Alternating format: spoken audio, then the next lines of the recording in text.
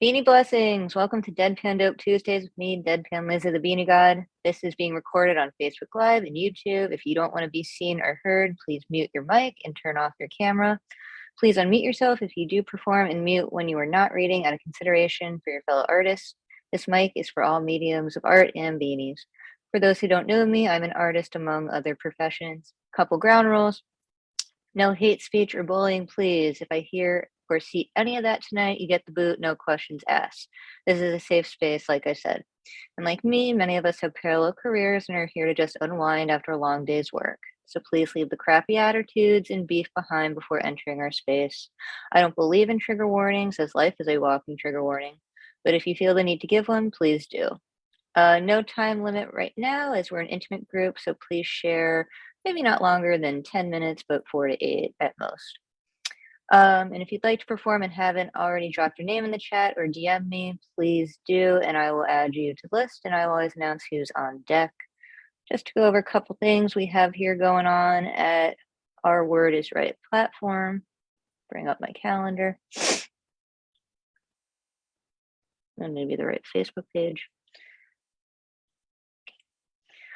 Every first and third Monday of the month, we have Cafe Generalissimo with Brian Franco. And Tuesdays, we have Deadpan Dope. And then every first and third Wednesday with Nick Paleologos, we have Right to the Mic. He hosts a writing workshop before the open mic every first and third Wednesday. And then he switches off with Wrong Mark Thompson every second and fourth Wednesday of the month, where he does a writing workshop as well. Thursdays, Marissa, who is the producer of the platform, hosts Instagram Live on our channel and at Prada Painting and Poetry. Fridays, on the first Friday of the month at 8:30 p.m. Eastern Standard Time, we have with Bronx Art and Fun Hub, Ron Mark Thompson, Lady Tiffany, and Ed Potastic host an open mic. Every second Friday of the month with Christy Scribbles, who is here tonight. We'll announce a little bit later her involvement with Deadpan Dope at the end of the show. Her and Marissa Prada host a really fun show called Great Debaters. So if you can join that on the second Friday of the month, I recommend it highly. And on the last Friday of the month, we have Freestyle Fridays with Ray Jane, where you get to cipher. And I also want to say congratulations, Ray Jane, who is now the new host of Thursday Night with the New York and Poets Cafe, as La Bruja is tending to her executive director duties with the cafe. So congratulations, La Bruja, and congratulations, Ray Jane. Thrilled and very happy for both of you. Saturdays on the first of the month, we have our Cash Slam here with the Word is Right, hosted by Marissa Prada. And then Sundays, the first and third Sundays of the month, we have Poets Anonymous with Tori Lutz, who is a part of the Next 10 with Red Green Books. And then there will be some other shows coming in and out on Sundays. So check back here at The Word is Right on Facebook and our Instagram channel, same handle for more details on our schedule. We have something here every day because we believe in arts education and poetry and just want to make sure there's something for all artists.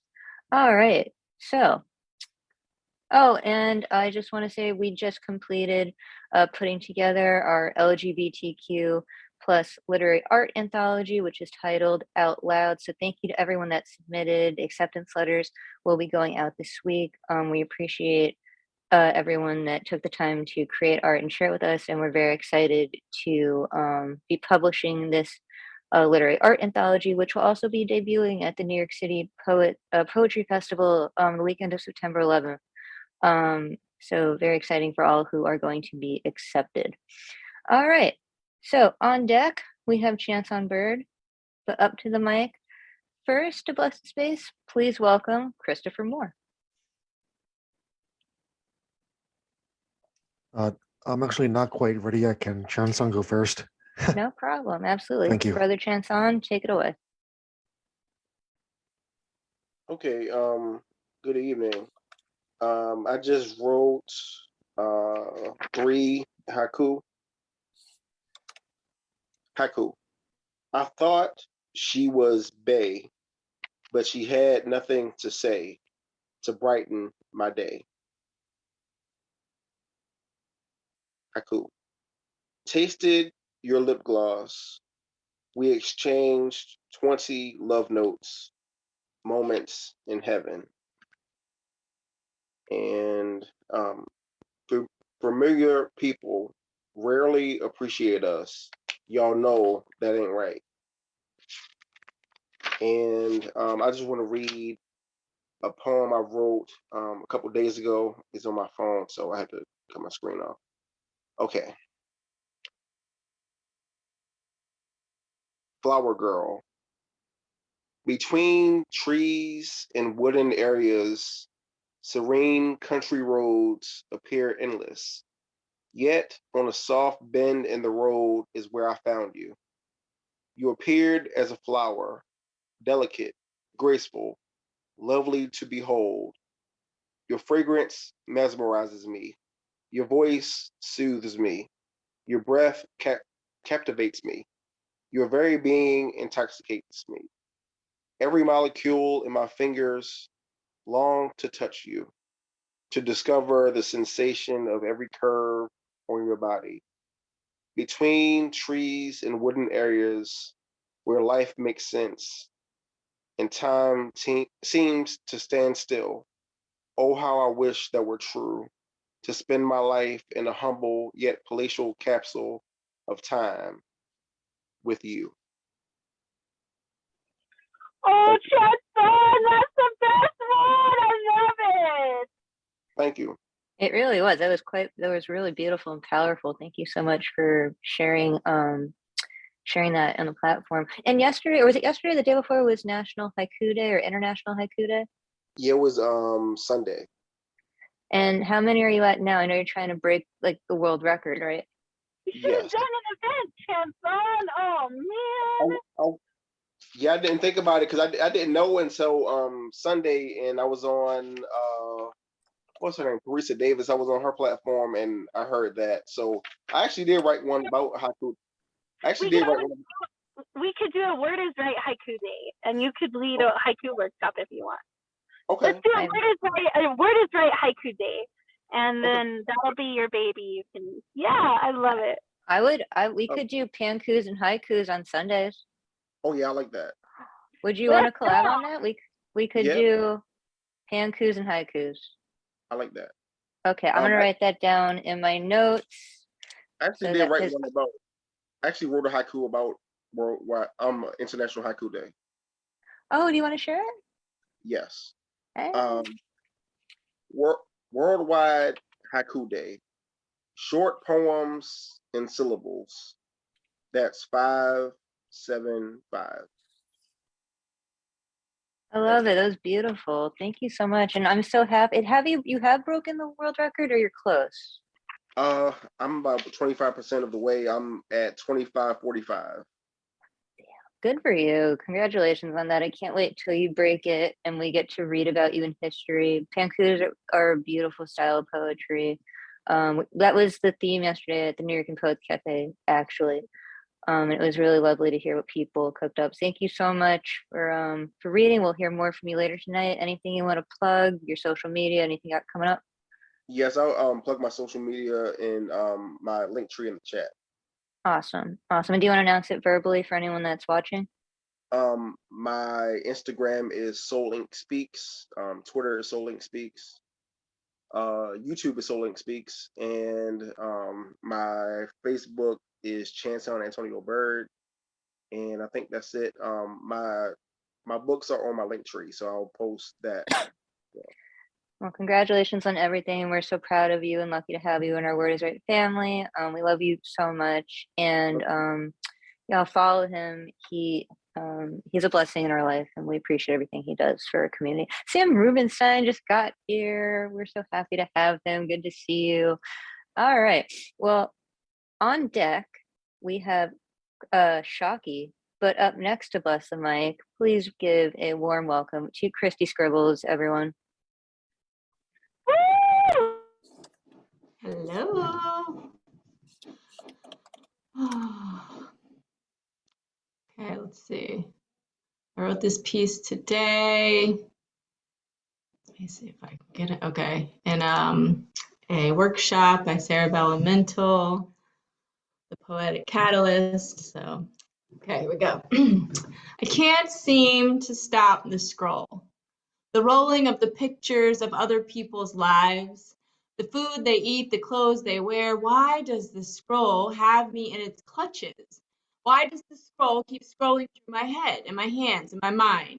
What does the scroll keep me distracted from? Why do those pictures even hold on. What does the scroll keep me distracted from? What do those pictures even mean in real time? They are not real time. They are not even reality. The scroll is not the problem you see, but it is the symptom. It is the effect of the cause of why you are distracting. Why are you distracting? What are you avoiding? How can you change it? Do not just allow the scroll to roll, rolling you around in the big vortex of deception. The marbles roll around as you scroll and scroll down to the nothingness that it leads to in the end. Lead you to nothing but marbles inside of your brain and your head and your heart because you don't want to start. What do you not want to start, to finish? Could it be the bills to be paid or the book to be written or the house to be cleaned? Could it be that mirror work to be done to look yourself inside you? How does the scrolling hide the view of the reality of the space of now? Why would you give your now to the scroll, to the void, to the black hole of nothing? It isn't to say that you can't scroll some each day, but it is to say you can't live inside it when you are trying to hide it, those things, the life, the work, the meaning, the morphing, the receiving. How are we to receive when you are staring at screen? Staring at screen that pulls you to be seen and pulls to the energy of you that you have.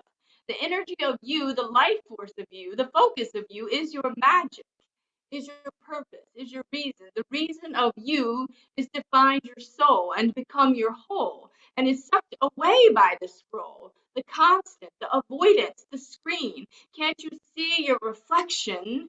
When you are lost within the screen, it begs to be seen and begs you, to see yourself and allow yourself to become yourself inside the real, the reality of existence that is only found in the now. Now you must live. You must work, you must play, you must write, you must joy, you must care. You must not keep scrolling. Put down the scroll. If you are restless, find the why, find the way, find the through. Power off the scroll and the reckless you. Put it down. Take a walk, take a shower, make some tea, make some breath, make some reality, and live inside the scroll of you, of your life, of your journey, of your meaning, of your being, of your now. Thank you. Woo! Yes. Live inside the scroll of you. Yeah, that was hot. I love it. I love it. Oh. Christy Scribbles, y'all. Give her a follow, the Poetry Alchemist. Anything else you want to share at the moment, or anything you want to plug? No, I'm good for right now. Just happy to be here with everyone. Always a pleasure to have you here. I'm sure we'll hear a little more from her later this evening. All right. On deck, we have Martin, and up now to the mic, we have Shocky, who we met at Rainbow Table Talk last week, and it was a pleasure to speak with them last week. Alrighty, so let's see here. I have possibly 2 or 3 that I want to do, but I'll start out. The first one's called Houston. It's a work in progress, so it's not perfect. Oh, nothing ever is, right? All right. Whitney says, "Take my love. I'll never ask for too much. Just all that you are and everything that you do." My girlfriend sings this to me as if I would find this romantic, because Whitney is my favorite. I, of course, am caught up in her definition of too much in a song where she admits to having nothing. Because if I exchange all of me for your love, then what do I have left? Your love, Alka-Seltzer stable. I find myself floating away on bubbles of gas, gassed up by the lies you spew from your lips. The church of deception where I was first baptized, made to believe love is pure, honest, lasting, swallowed gulps of blasphemy as if it were communion. I pray that this love is more Job than Judas, which is to say, I need loyalty. Jesus fed thousands with 5 loaves and 2 fish, and here I am trying to feed your soul with 1 heart. and I'm worried that maybe you, like Whitney, are asking for too much. Nice. So that was Whitney Houston, right? Yeah. Mhm. Okay, I love it. I love a poem that mentions Whitney Houston. I miss her. I miss her. Oh, that was awesome. Do you have another poem or piece of art you'd like to share? Yeah. One more. It's called Ukraine. And I mean, you can put whatever trigger warning on it you want. I don't know. All right. I don't want to hear poems about Ukraine. Listen, I'm not on Putin's side. I just wish you'd look inside and check your bias. You say these are good, civilized people. That one could have been your son. You see yourself in them, but what about the ones that look like me? Why then is there no room for refugees? The news, they say the quiet part out loud. They don't even care how bad it sounds. Say, but these are Europeans, not one of those shithole countries that act different. One station said, look how daring this hero is, willing to come all the way from Ukraine to cross the Rio Grande with nothing but clothes on their back. Never mentioned the word illegal. I guess it was too cold that day for ice. I say, what about the ones that look like me? Why then is there no room for refugees? Maybe sunflower seeds don't sprout in the desert, so death isn't as poetic, or Abbas isn't as handsome as Zelensky, or Obrador is too old to fight. But I can't help but feeling like we'd help more if they looked more like you. Like the difference between a refugee and a burden is a skin tan. What about the ones that look like me? Why then is there no room for refugees? What about the ones that look like me? Woo! Wow. Yeah. Thank was you, hot. Shocky. And yes, our hearts go out to the Ukraine, and we hope this war stops as soon as possible. And we need to talk about it. We have to address it. We can't just pretend it doesn't exist, especially I'm part Ukrainian, so it's been a hard time for me. But thank you. Anything you want to plug or share, your social media? Nope. I can post my Instagram in the chat, but I don't have anything else. No problem. And I'm sure we'll hear more from Shocky later tonight. Thank you so much. All right. On deck, we have Ethan Mackler, but coming up to the mic now is Martin. Hey, thank you. Pardon me while I go off camera as usual to be able to see my poetry here. But let's see. I'm going to do a couple this time. I think not quite as long as usual. This first one's an elegy for a mentor of mine who was a teacher of mine for 3 weeks, but for social studies, but lifelong teacher, used to hang out at his place because he was a fellow Quaker, although not in the same meeting. So I call this a crystal stream. He was a local historian too. So a crystal stream of historical reference. In later days, I remember the scent of night blooming cereus on the porch that crawled along the side of your house, extravagant petals in the light of a torch. We'd pass on the way to the 6-car garage with a door at the back that led to the stairs, of a second story that housed your books, the site of friendly evening affairs. While I'd explore tomes on Quaker lore, each day you'd catalog only one book. Collected at sales of local estates, you'd lovingly tuck each book in its nook. You found me a first-run Sanskrit text I read from my favorite college course. Your well-known mustaches gave us access to secretive shops with back alley doors. In earlier days, you praised my attempt from pokeweed berries to make ancient ink I used to inscribe the Phoenician script on paper stained with tea in the sink. In period garb, you'd lead tours of our town. Like Futhi and Cope tell tales of how the village of Turkshead became what it is, while wondering what might they think of it now. You cared for your mother at home till she passed. But then without warning, there came that sad day while reading beneath your favorite clock. Your spleen, which you never had vented, gave way. Your vibrant soul, not small like your name, was strong like a powerful, clear running stream that passed with charm through so many lives and flows through the depths of my heart like a dream. And this is in loving memory of Paul Rodeball, whose name can be translated as small, clear stream. Oh, that was lovely, Martin. Thank you so much for sharing that. I love that you, when you come to the mic, you tend to dedicate a poem to someone in their memory. It's quite lovely. Such a nice practice. So thank you for sharing that with us here. Is there another piece you'd like to share for round one? Sure, I have another fairly short one. It's a memory, but not an elegy. It's about a one that came to me a few years ago about a crush I had when I was 7 years old. It's called Shy Huntress. The colors in your satin dress would mesmerize my naked eyes when waiting in the line to leave and let the hunt begin. Leader of the pack of girls, chasing Bobby round the grounds with that wistful wolfish grin and eyes of crystal blue. You trying hard to no avail to plant a peck upon his cheek, as all the boys would do their best to make sure that you fail. One day I caught you all alone and dared invite you to my home. For milk and cookies mother made, you said you'd love to go. But owing to distrust of eyes who might our very movements spy, you did aver you must decline, for fear you would be teased. Oh, grammar school crushes.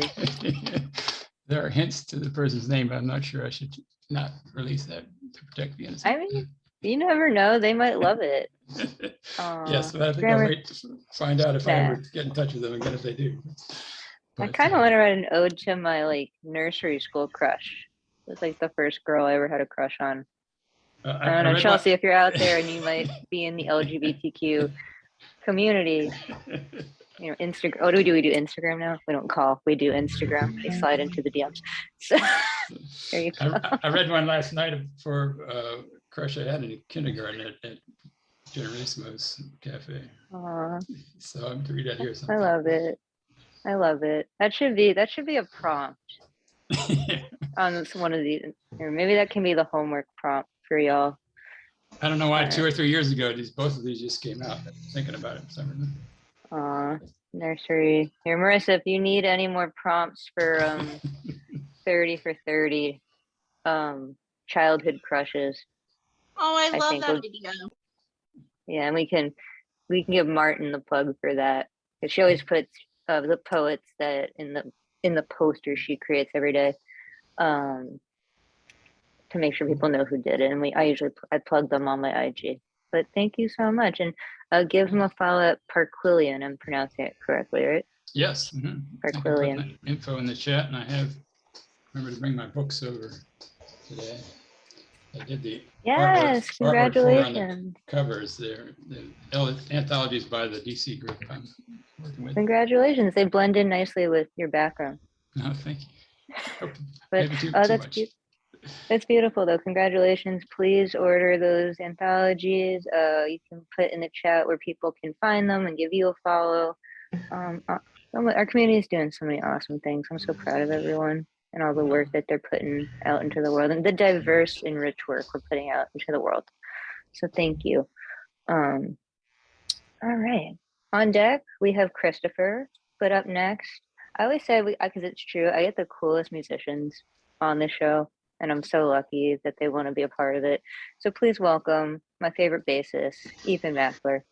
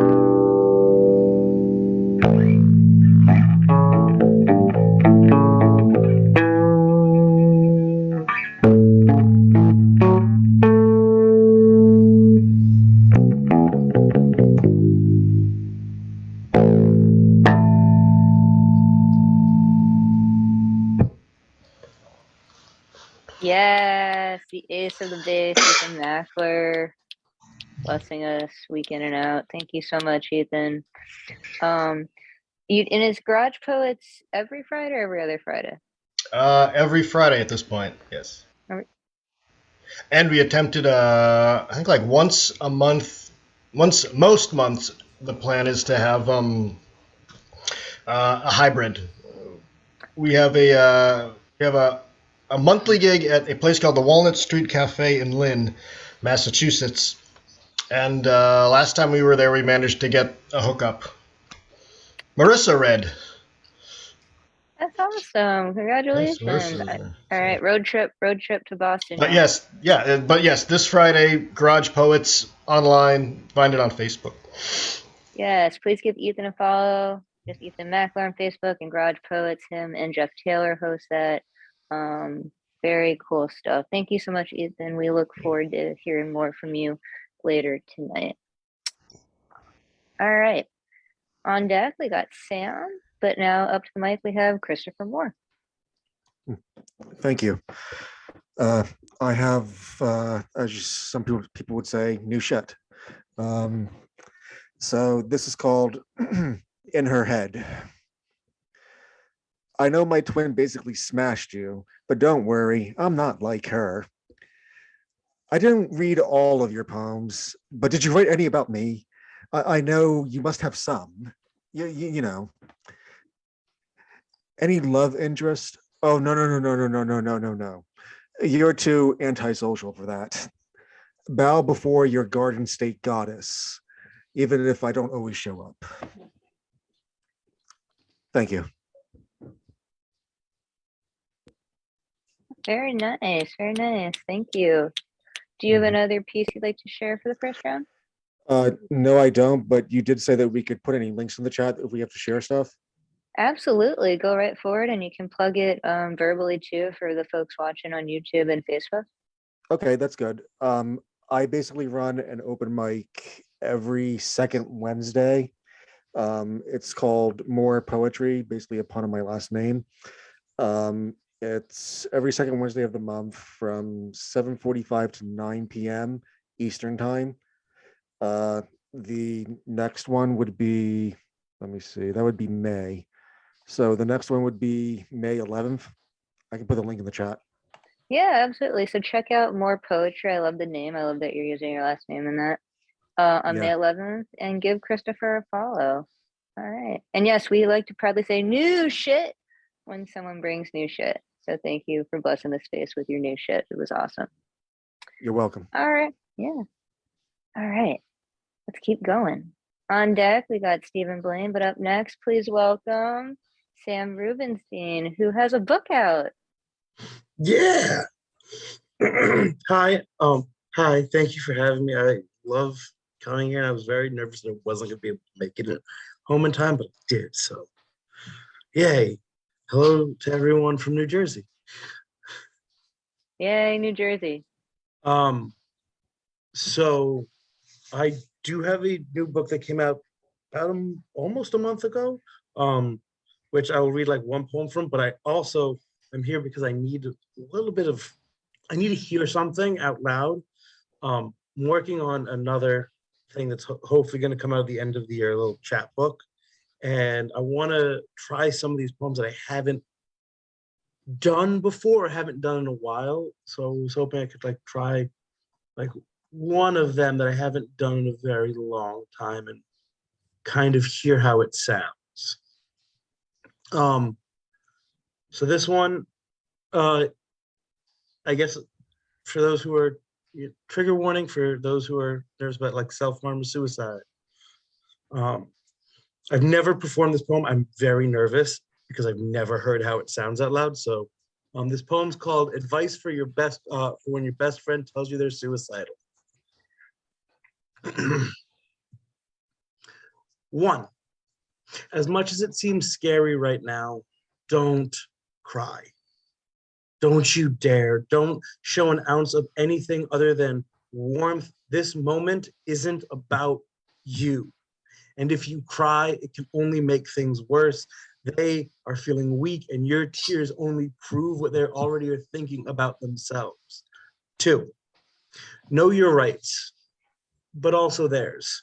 Are they able to afford a doctor, a lawyer, a therapist, medication? Do they have a support group at home, or is it just you? Know who knows. Know why. Ask why. Why now? Why today? Why so close to Friday? Why this close to the playoffs? Why here? Know as much as you can. 3, let them know that they're okay, that they will be okay, that being okay is okay. None of us are perfect, and okay and alive can be synonyms sometimes because life is hard and living is hard, and sometimes okay is all that we're able to be. 4, know that as much as it hurts, you're not a therapist. You're not a doctor. You don't have the training. And even if you did, the law shows you that it would be illegal to try to be their doctor. It's a conflict of interest. So no, you can't solve this for them. And know that as much as you want to take on every part of their pain and burden, you physically can't do it. Don't try. It's not worth the hardship. I'm sorry. It's true. You are just one person and you cannot save the world, even if the world may just be your best friend. 5, know the process. Know that if you call 911, your friend will end up in a hospital, stuck on watch with no access to the world. Know that they will stand on a line waiting for meds. They will be pulled from school or from work or from their house. Know that the police will break in and take them from their homes if they think they need to. Know that the police will always think they need to. Know that your decision did this and feel that fear. Know that they're going to be angry, they're going to be mad, and they're going to hate you, possibly forever. You're the reason their mom cries in an ER lobby at 2 a.m. You're the reason that their dad doesn't look them in the eye anymore. 6, finally, remember that they're alive. That for every moment of doubt that you have, every angry call, the glaring hatred, that pain that's in your chest, seeing that this person you loved distance themselves further and further from you, know they are alive. They are on this earth another day, and that is worth more than anything. It doesn't matter if they never talk to you again because they're still here. Dead friends can't come to your wedding. They won't tell you they love you. They won't help you move, or they won't be your child's first godfather. Dead friends don't smile and laugh at corny jokes.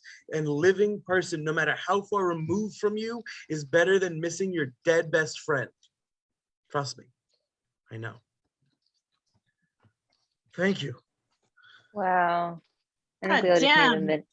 Damn. Sam, thank you for I've sharing that. never read firstly. that poem out loud, and I'm like shaking a little bit. So Yeah, no. thank you all for letting me do How that. do you feel though?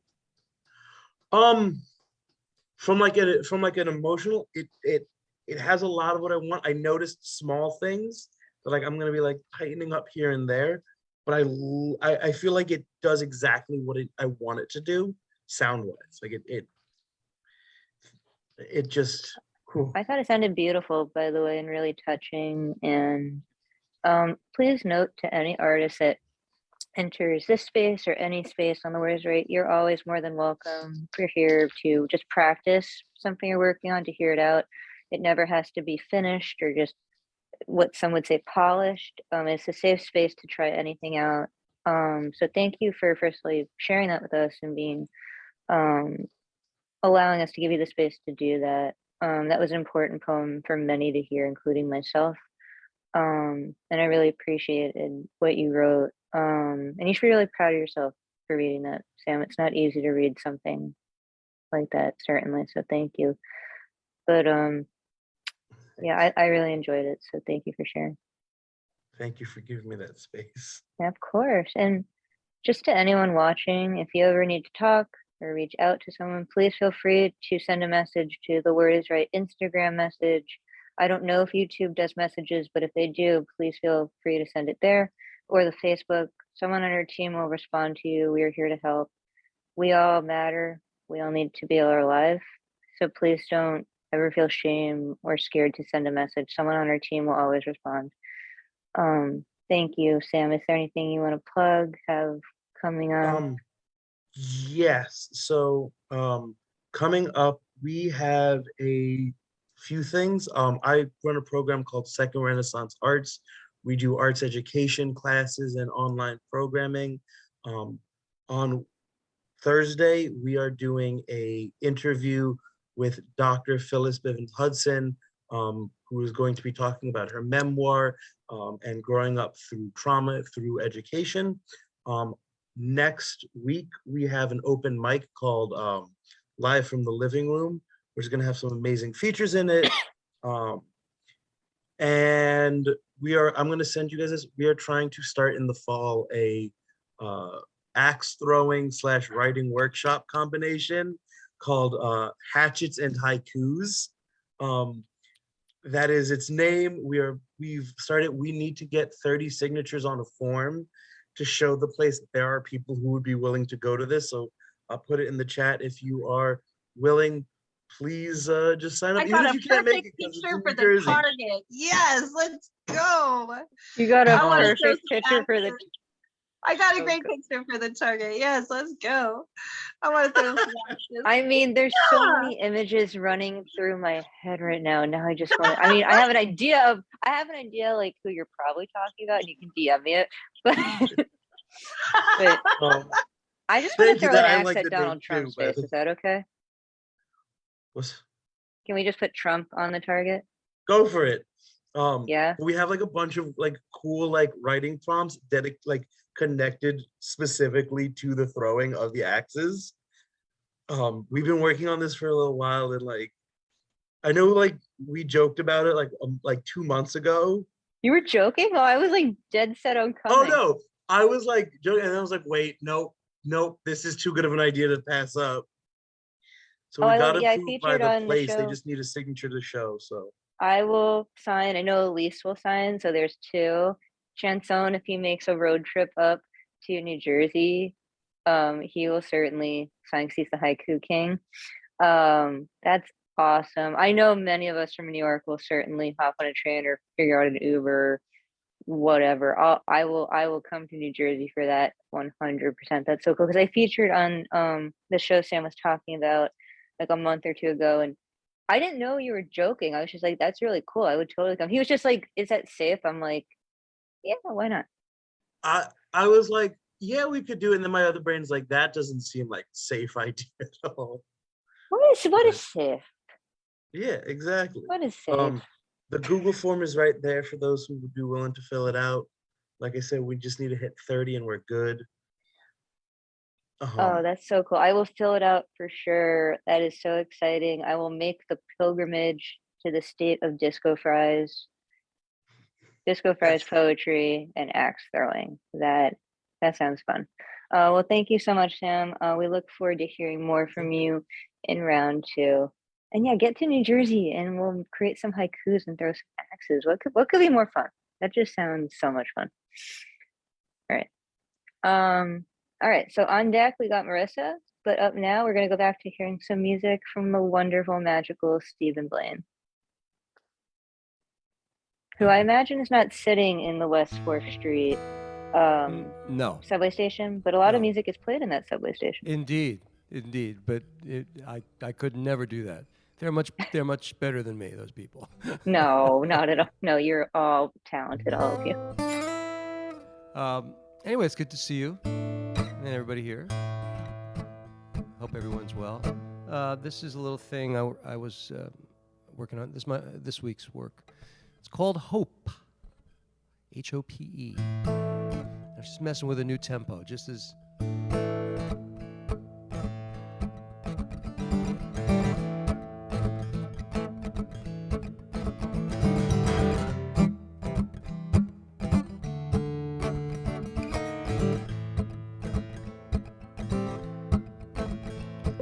Obstinate, determined, and a little bit too proud. Don't like to think mean things, much less to say those things out loud. I used to be inspired, now I'm trying hard to cope. Baby, can't you see that I am running out of hope? When times were good, I never thought about what if. I bounced from day to day, that was my way, you get my drift. My soul has been awakened, my brain has felt a poke. Unkindness is abounding, I am running out of hope. But I cling to it each morning, and I sing it out all day. If that Messiah's coming, sure hope he's on his way. In evenings when the lights are low, I've been known to pray like a dope for some hope.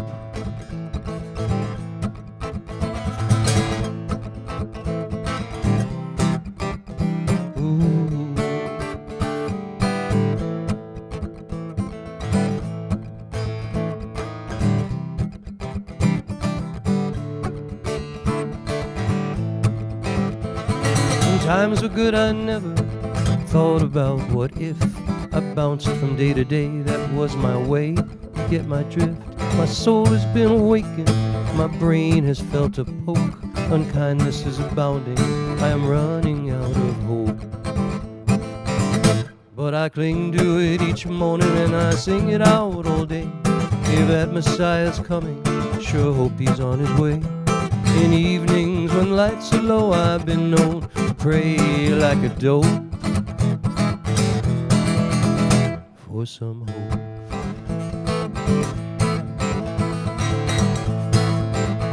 Oh, there's sunrise in the morning, coffee in the pot. There's still a friend or two out there who recognize the rot. Those words that bring fire whenever they are spoken. Baby, can you see that I'm running out of hope? But I cling to it each morning and I sing it out all day. If that Messiah's coming, I sure hope he's on his way. In the evening when the lights are low, I've been known to pray like a dope for some hope. For some hope.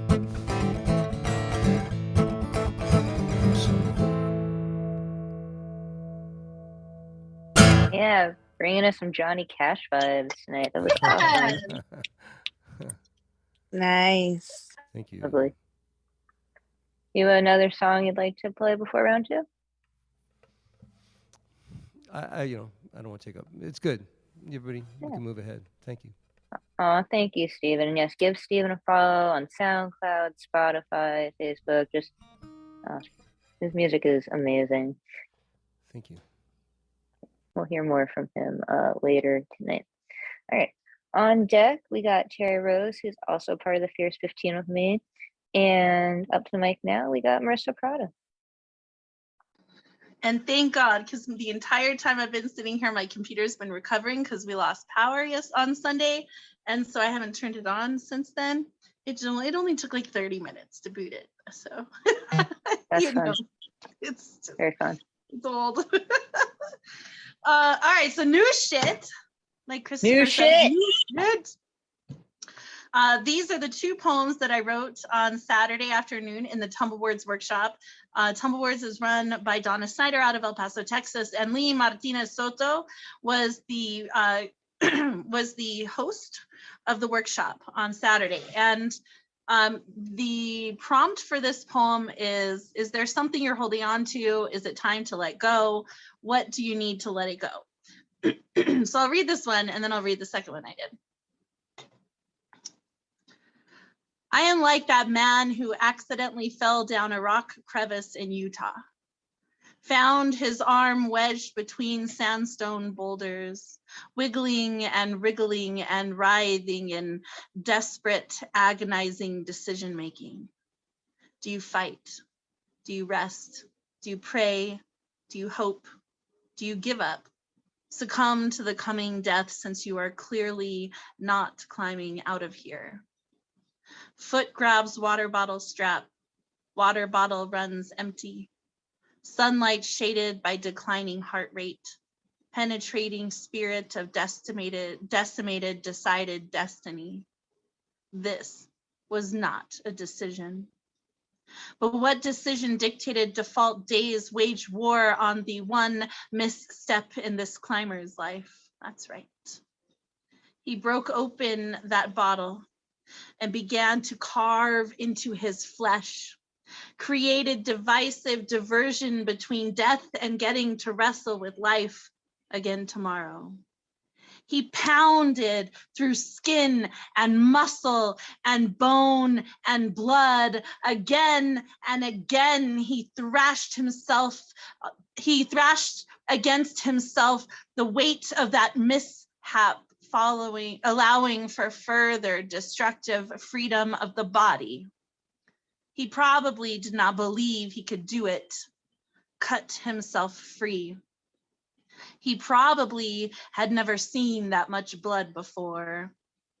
He probably went numb after the one big artery was shredded as he bled out, but he did it. He fucking forced open the fuselage of freedom, held his destiny between his bitten teeth and brazen beaded sweat. If he can let go, if he can say, shit, how did I get here? I should have stepped more carefully. If he can sacrifice his one unlucky arm in this one unlucky place because of that one unlucky step, perhaps he is not so unlucky, for he is lighter now. He has become a survivor. I want to survive you. I am ready to cut you the fuck away from me and promise not to be squeamish of the blood. I will not give up because of you, for it will be the last time blood is shed from this woman for anything less than a chance to live again. And that was the first poem. Wow. It's incredibly powerful. It's not bad for a 10-minute right? And this one, I love this one too. I know I don't even have time to write except a Tumblewords. The second prompt is, what are your values? Do you live in alignment with them? What can you do to practice your values in your daily life? This is what I wrote from it. I value the weight behind what is important or acceptable or deemed desirable. The buying power of $1 earned by a woman, sweating the small stuff at the checkout line, sorting dimes from dollars to feed mouths that will feed possibility to a world in need, is more than the green men embossed on dead trees. Hugs, skin to skin, human to human, that is not polite, but necessary, and allowed to linger for the full effect of healing, until the full effect of healing has reached down into your chest and resuscitated belief systems. Time is the bottom line in this life. Time together.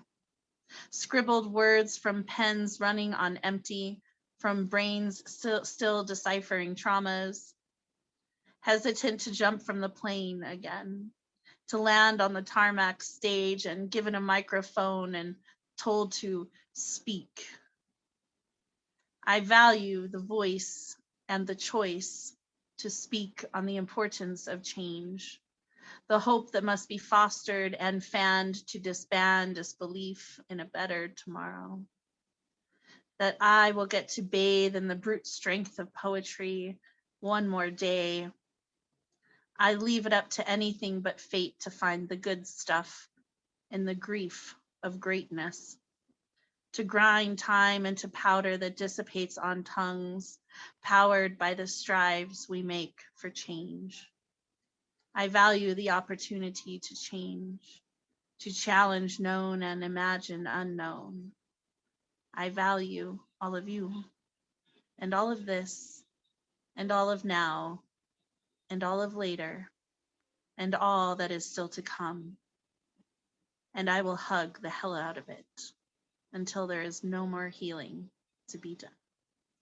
Thank you. Damn, Donna Snyder will get you guys to write in that workshop. Yeah. Woo! Good job. Wow. Fairness. Fairness is, I mean, Marissa's poetry is always incredibly powerful and strong, but it's such later night. Yeah. And she is the CEO of this platform. You are the CEO of The Word Is Right, CEO of Red or Green Books. So if you can call me the creative director, but I'm just you are the CEO. She's the boss no, lady. nobody's boss. That's not what it means. It's just like it's slang. I mean, it's but like, technically you are, but technically not really. Really? No, I'm right. I'm beside all of you. I'm not in front or above any of you. I just help everyone facilitate a glue. I'm the glue. You guys are the bricks. That's all. Aw, we're a team. We are a very strong team here. But without Marissa, we wouldn't have this platform and many others. And we wouldn't have places like Red or Green Books to publish your manuscripts. If you have a manuscript, please reach out to Marissa, Red or Green Books, Red, READ. I talked to her about a manuscript we want to publish. We're gonna have like 40 books at the Poetry Festival, right? Yeah, how cool is that? 40 debut books, 2 anthologies, and they're just gonna keep coming and coming and coming at the New York City Poetry Festival in September. So check her out. Word is Right, Prada Painting Poetry, Red or Green Books.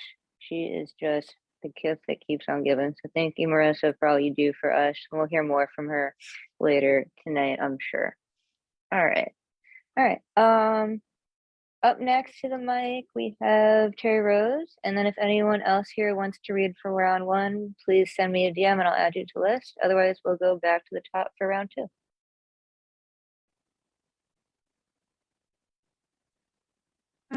Hi. I'm eating Ritz crackers and I wasn't ready. Into the house. I thought aren't Ritz crackers the fuel of poets? Tea and Ritz crackers. What are they? I'm just kidding. I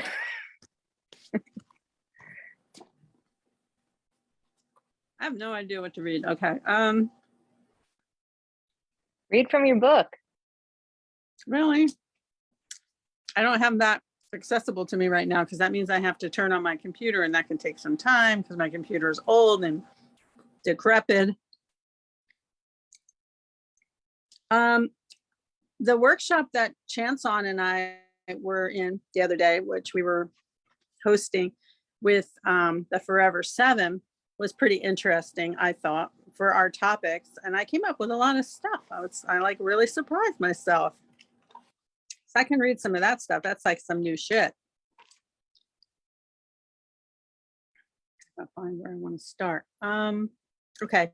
So one of the things we wanted to do, or one of the prompts, was to take a story that we know and to change the ending. So here's what I wrote for that.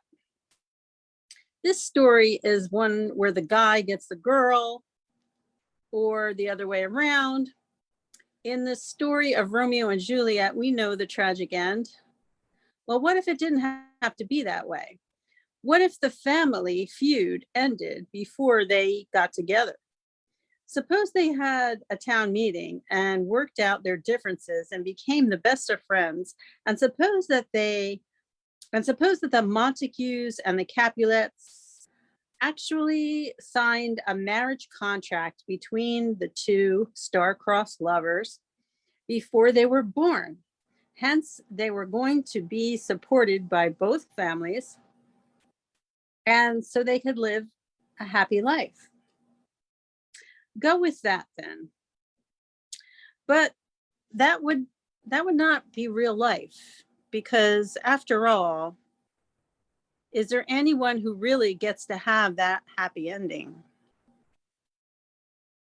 on this side of heaven? No, of course not. So the two grew up and were married and had 14 children and lived unhappily ever after. The burden of adulting was a bit too much, and the large amount of children made life difficult for them. But they persevered until the bitter end, when they both died at the ripe old age of 30. That was funny. Yes. I liked it though. Nope. You know, I got this new journal and it's cute. It has this really cute thing on it that says spread the love, which I like. But then when you open it, which I didn't check out at the store, the pages are pink. And I am blind, and this makes it so much harder for me to read. That's why I'm like hesitating, because I can't see. I honestly, I can't read my own handwriting. So if you told me to write something on pink note paper right now to do it, none of my careers would get done. It would be a shit show. Yeah, I'm having it's dark in here. You know what? Let me turn on another light. This is not helping. I'm sitting in the dark. And I have to use a yellow legal pad or real estate Broadway. This is a terrible, whoever came up with this idea, it's a terrible idea. Okay, so where's the other ones that we were writing about? Okay, so the other prompt that we used in our workshop was to write about a time when we played a villain in our own life. So that's what I'm going to read now. There have been plenty of times when I played the villain in my life story.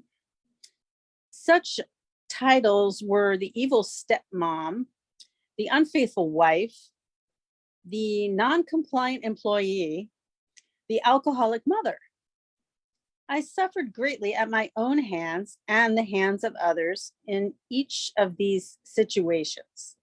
My children took offense when I called them step, but they were very quick to let me know that they did not have to listen to me because I was not their real mother. It's a precarious situation to have to deal with these multifaceted blended families, and one that therapy is sometimes the only option. The villain in every failed marriage is usually the first one to screw up. Again, that could depend on what kind of screwing up you're talking about.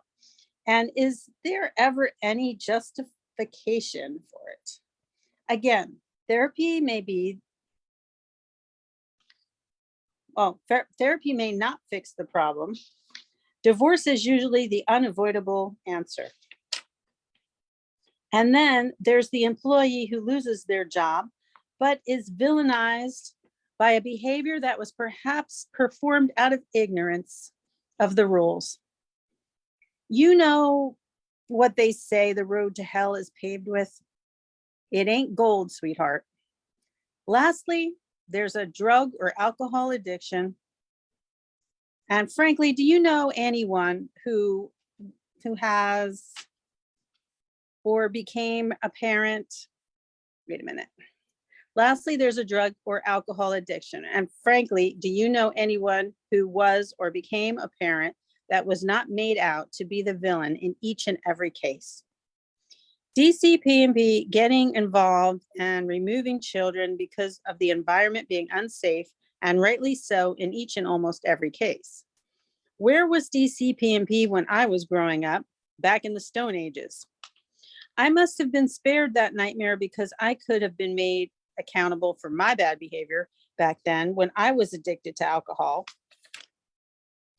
But by the grace of God go I.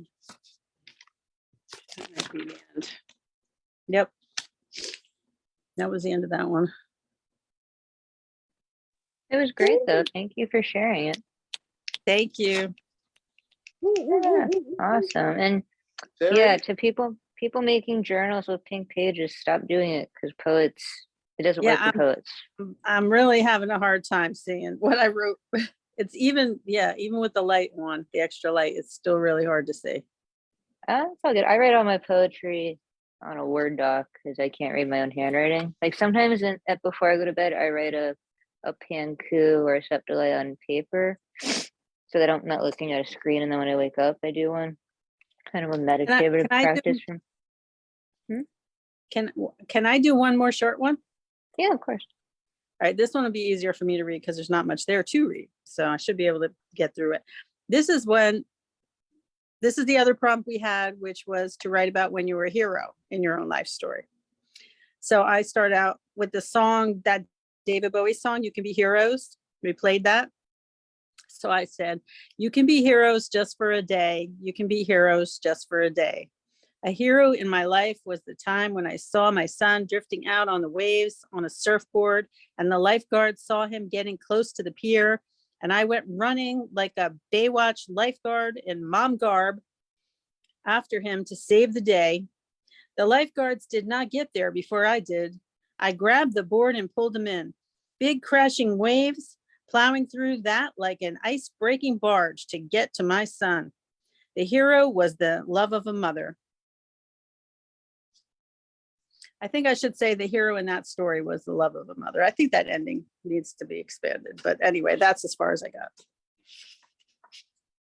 That was great though. And if I always tell people if they want to continue, if they feel like there's more to work on, they can always go back to it. I've gone back to poems from 6 years ago, like that I stumbled upon, because we grow. Even just, you just change it, especially after 6 years. But that was awesome.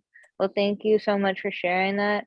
Also, she's a part of the Fierce 15, like me, for Red Green Books. Get her book, the Chameleon Chronicles, right? Yeah. Words Never Spoken is the subtitle. Okay, awesome. And then did Shane do the cover? Yes, she did. It's beautiful. I'm trying to get a hold of her because for the back cover, I have a lot of people that contributed for reviews, and I don't even know how many can fit there. And I'll give you her and I actually just had a meeting about that yesterday because I'm getting a flooded too. And I said, Shane, I don't know what to do. And she said, I have an idea. So we sat down on Zoom and she chose 4 to put on the back cover. And then what we're going to do in my book, spoiler alert, before the author's note, we're going to do the rest of the reviews kind of leading up to what they're reading. So you can talk to her. That's one suggestion that she gave me, and I like it. She just showed me my back cover today. I was very happy with it. Yeah, Shane Manor, y'all. She's a brilliant artist and poet as well. Guerrilla Poets. Give them a follow. We can't do any of this without Shane. She's a goddess, and we love her. And Terry's cover is gorgeous. I just saw covered a couple days ago on her Instagram.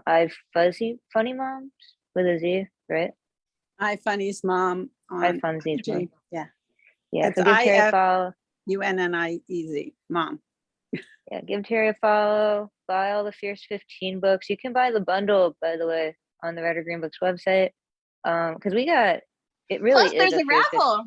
Don't forget the Oh, yeah. raffle. $5. You can win a ticket for all 15. Oh yeah, there's a raffle, and then Palooza, right? Okay, yeah, we're doing a Palooza in August, so check out The Word Is Right and Red or Green Books and yeah, we have Poetpalooza in August, which we're inviting all of the Red or Green Books poets back to read. And so I think there's already 21 authors signed up to read. So it's the original 10, the next 10, the first 15, the women's erotic anthology, and then of course the LGBTQ anthology. And that's a free show. I should charge tickets for it, but it's a free show that you can come to. The raffle, all the money, all the proceeds for that go to helping sponsor the LGBTQ anthology and all that good stuff. And we'll draw the raffle at Poetpalooza. So and you and also helps the men's and them erotica anthology, right? Yes, and so far Stephen Blaine is the only one who has tickets, so he's going to win the entire set by default. So you better get your tickets in. I don't mind sending it to Stephen, but he already has a copy of Touching Tongues. Wait a minute. Did I really? Is that what I bid on? Cool. Cool. We don't know if he does, Lizzie. We can't out him on public platforms. We don't know if he has a copy of Touching Tongues that I brought to him in 20-degree weather on the Upper West Side. His is the subway car that's like all steamed up. I have to say, and I didn't mind doing it at all. It's a charming book. It's right. It's a charming book. It really is. It's not a bad book. It's a beautiful book. It's very interesting. It has the whole spectrum. So yeah. And three of us are part of it on here. Terry, myself, and Marissa are in it amongst 31 beautiful, brave female poetesses from around the world. And it really is a brave, beautiful book. And I was happy to hand deliver signed the book to Stephen. I will say it was a bitterly cold winter here in New York City. That night especially happened to be very cold. But I was happy. And then I got to meet Stephen. But that made my heart all warm. So it was okay walking across back the park in the polar vortex because we live on the opposite sides of the park. Anyway, yeah, so buy Terry's book, buy the Fierce 15, come to Poetpalooza, check out all the cool stuff. But I have to say that the authors a part of the Fierce 15 are exceptional this round. We had our launch not too long ago, and just hearing the fellow authors read, my mind was just incredibly blown, and I'm so honored to be published with these. Weren't they just incredible? My jaw just kept dropping one after the next. I was so impressed. I got a call from Gary Huskisson this morning, and he's in the UK. Yeah. He's in London, I believe. I can't wait to meet him. He was saying, he was like, he was complimenting you on your beanie. I know he loves the beanie. He's so cute. He's like, I just have to say that it feels like family.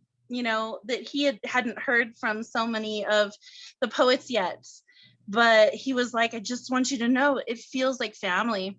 And I told him, I said, don't worry, you know, you're part of this family. We're not leaving you. You're stamped on the train. We got you. So yeah, it's true. It feels like family. All the people. So the men's erotic anthology call will be after the LGBTQ anthology with a release before the holidays this year, because I ain't doing 2 anthologies together and 15 poems. I don't hate myself that much. Not yet, anyway. Well, it's men's and them. So if you're non-binary or genderqueer or male identifying, please submit. I'm going to submit for it if I'm part non-binary. So I'm just going to be in like every anthology Marissa publishes, I guess. And remember, erotic is the whole spectrum, from sensual, soft, beautiful love poems to hardcore. So don't think that you have to put the P word or the V word or the D word in there. You don't have to. I wrote a sexy poem just about a pint of salted caramel Cheesecake Factory ice cream. It's very erotic. My favorite erotic poem of Marissa's is actually about a pap smear. The pap smear poem is so freaking funny. I told my guide about that the other day. Yeah? Yeah, she was like, that's awesome. Yes. Anyway, I love Gary, by the way. He's very, I mean, everyone a part of the community is lovely, but Gary just, he's so cute. If you're watching, Gary, we love you. Please come by. Word is right. Dope anytime. And we have our little private chats with Marissa sets up for us. I'm sure the next 10 and the first 10 have their chats too. So it's a nice way to connect because we're all from different continents, right? Yeah. So, and especially some of them are on IG and they're not on Facebook. So, so we have the next launch for the Fierce 15 will be May 15th. That's a Sunday. And that is that's the book release. That is where we're going to unveil the cover art and talk about the poems, and you can start to do your pre-orders. All of that good stuff will be set up. And then in June or July, we'll have the book signing. So yeah, the launch party is going to be a lot of fun in May.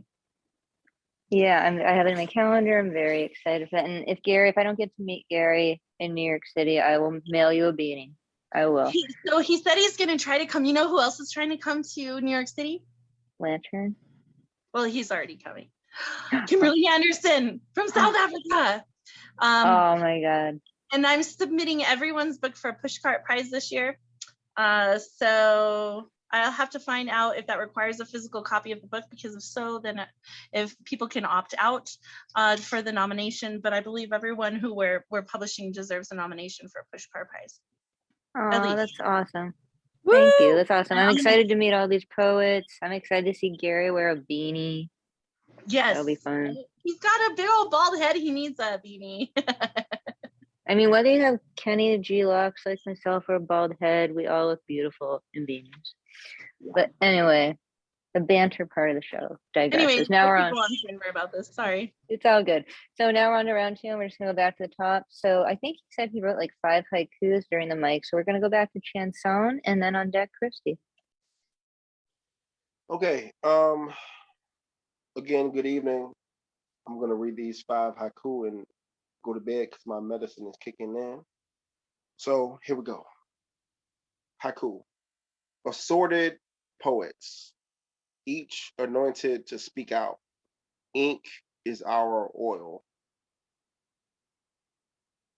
Haiku. Husband looks for wife in a land filled with girlfriends. How that breaks my heart. Haiku. Her lips look sweetest when she showers me with love, with a sweet spirit.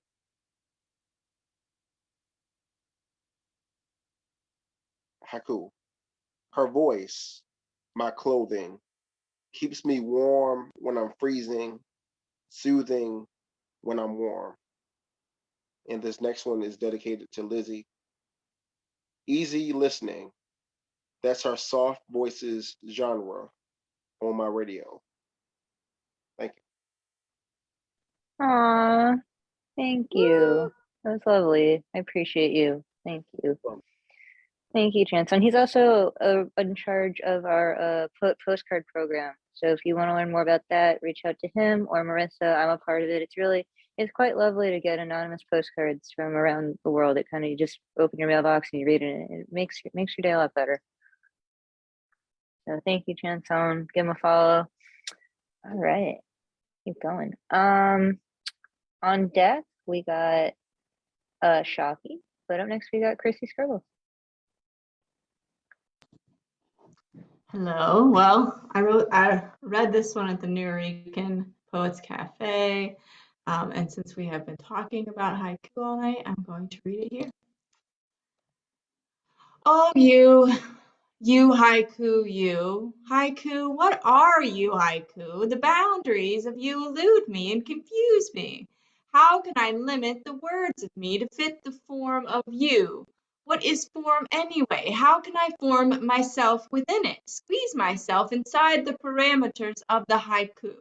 That is you, the squeezing myself into those jeans that just don't fit anymore and are so fucking uncomfortable and tight and restricting. I hate that feeling, you see. I like to move and shake and spread out inside my encasings.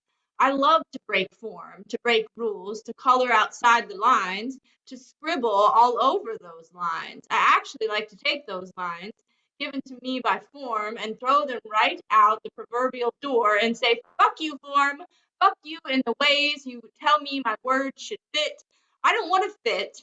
I don't want to squeeze. I don't want to form and be like the norm, conform to any type of form, any type of boxes, and any type of ways that they tell me I should. But for tonight, for you, Haiku, I will wiggle myself inside a form and try you on for a bit and test you out. And so for you, I will haiku. I will color inside the lines for tonight for a while. Here's my debut of you, Haiku. My pants are too tight. They cut into my softness and squeeze the breath out. Soft cotton fabrics work the best against my skin. The breathe through of you. Used to like vintage, but it doesn't have enough give. The curves of me agree. This isn't so bad. Writing you is kind of fun. Oh, you haiku. Thank you. Yeah. I loved hearing that at Newell last night too. No, but I gotta ask her a really difficult question because she wrote a poem about not liking forms. I mean, what do you have? I think she knows where I'm going with this. I think she has an idea. What's your opinion on these? I've heard of these 9-word poems. Yes, that is the only so far in my book. Pankus are the only form poems in my book. Like in your actual book? Yeah. You know, Wait, Christy, wait. you're so well formed. You could totally come up with your own form too. Everyone can. Everyone should. Wait, in your actual book that's coming out this year with the Fierce 15, you have Panku in there? Oh yeah, here, I'll read you one. Let me see if I can find one. Wait, serious? I'm so honored. Oh yeah, of course. Okay. Pankus, the air of me. Beauty of it, I cannot find the words. The leaf blows, my head bows, my heart smiles. The soft breeze upon my cheek begs a whisper. His breath touches, my breath reaches, our breath entangles. And there's a couple more. I won't read them all, but yeah. So those were the 9 words of 9 lines? Oh, I thought it was just 9 words. Does it have to be 9 lines? Do I not have the Well, form it right? can be, well, no, it can be, there's 3 styles. So there's 9-word poems, or 9 lines of 9 words, or the epics, which are even hard for me to write. 9 stanzas, 9 lines each, 9 words. But you can also poetic license do what you want. But I'm so honored you put that in your book. I had no idea. Yeah, no, mine are the 9 words. I just have like mini pankus that go down. That's awesome. Oh, I'm so honored. I'm so glad that you felt moved to put that in your own creation, which I can't remember the name of it exactly. It's called. No, I don't have a name. So I'm in in creative mode right now. So Okay, creative mode. But yes, buy her book coming out. There's a beautiful Panku in it, amongst other freestyle poetry. I'm really touched that you felt motivated to do that. So thank you. And yeah, give her a follow, The Poetry Alchemist. I'm going to talk a little bit more about Christy at the end of the show. We will move on. All right. Well, it's worth mentioning too, though, that Christy is my co-host on the Great Debaters. Yes. So like the second Friday of the month, when we do the Great Debaters, she is my co-host on that. So yes, go to the Great Debaters if you're around on the second Friday of the month. It's fun. What's the next topic? So we no longer give you the topic. You just show up and then we give it to you. So we're not advertising the topic ahead of time. We just did that for the debut show. But ultimately, like for those who are not familiar with it, ultimately we pick something controversial but fun. So the first show was cats versus dogs. And so the resolve was cats are better companion animals than dogs.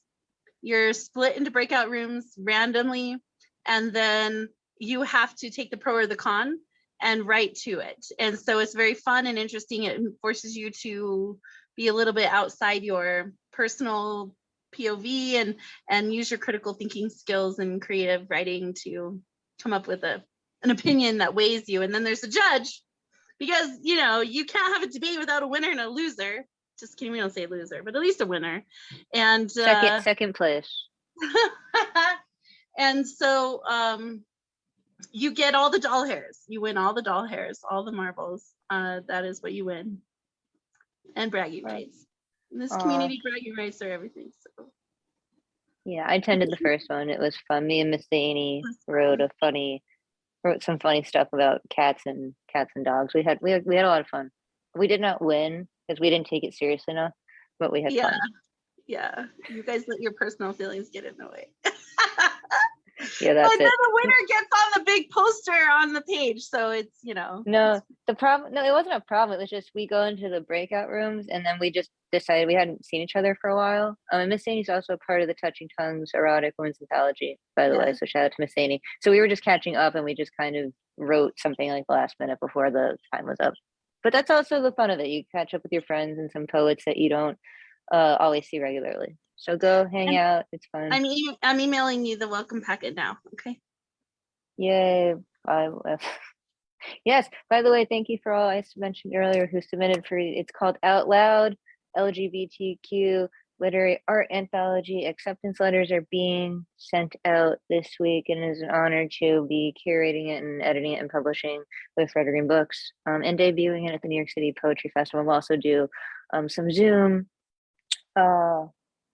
parties and launches prior to September, because September is still a long ways away. But more on that very soon. So keep an eye on our social media pages. All right, so on deck we have Martin, and up to the mic now we have Shocky. All righty. All right. So this one is called Cancer. It's for a friend of mine. My fingers type, "Hey, how you doing?" which doesn't encompass all I need to say. I wish I could ask, "Hey, tell me that the cancer has gone away. David, tell me your slingshot was enough for Goliath, that the battle is over. This text message be a Trojan horse. It really means I hope you know how much I care. I hate that the cancer has been on my mind more than you. I tell myself everything will be okay. Tell you that it will be okay. I don't know what to believe. I've been praying, but I refuse to get on my knees. I cannot look weak. I've been rubbing crystals together, but maybe they are just rocks. Try to manifest, but I'm not sure it's destiny. What I mean is I would do anything if it meant a cure. What I mean is fuck cancer." But the text just says, "Hey."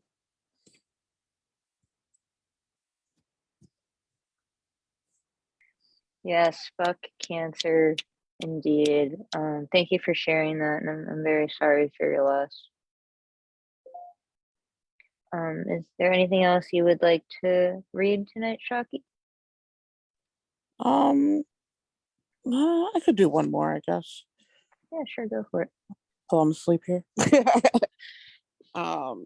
This is a work in progress. It's called Poet or Warrior. It's after I can't even think of his name, Javon something. All right. Sometimes I wish I were more than a poet. I wish I could be more Asada Shakur than Rupi Kaur. When George Floyd was killed, cold, dead in the streets, I did not march, did not grab a grenade, pull the pin, and toss it to the precinct steps. No, I grabbed a notebook, pulled out a pen, and tossed my anger about the page. Used words like justice and peace, while words like riot and revenge sizzled on the back of my tongue. I wrote about the irony of hating knees when Kaepernick knelt, but justifying a knee when Chauvin did the same. How Black mothers kneel in hopes their sons make it home, because out of every 10, 8 do in fact make it home, raise their daughters, man the grill at the cookout, Spotify DJ. I remember, as a poet, I did not have to be the nightly news. I can write about Black joy and life because we are more than victims and mourners. I do not have to jump every time CNN demands me to be angry. So when George Floyd died, I did not march. I danced in his memory, let my pen do a waltz in honor of all the Black men alive and dead. That is not to say I am not angry, that I have not marched in worn out shoes, and I have ever placed a white flag above my head. Just this time, I chose to celebrate life instead. Chose to celebrate life instead. Absolutely. Thank you, Shocky. Appreciate you being here and sharing your poetry with us tonight. Thanks. All right. On deck, we got Ethan, and up next, we got Martin Parker. Oh, thank you again. Thought I'd share another memory poem. I forget if I mentioned here, I had a chance to be a Rotary Exchange student in Japan in high school. And so I'm loving the haiku and the different forms, Japanese forms, including tanka, which is 57577. And I wrote this one for my host sister in a longer Japanese form that's 575757577. And several stanzas here, but not too long.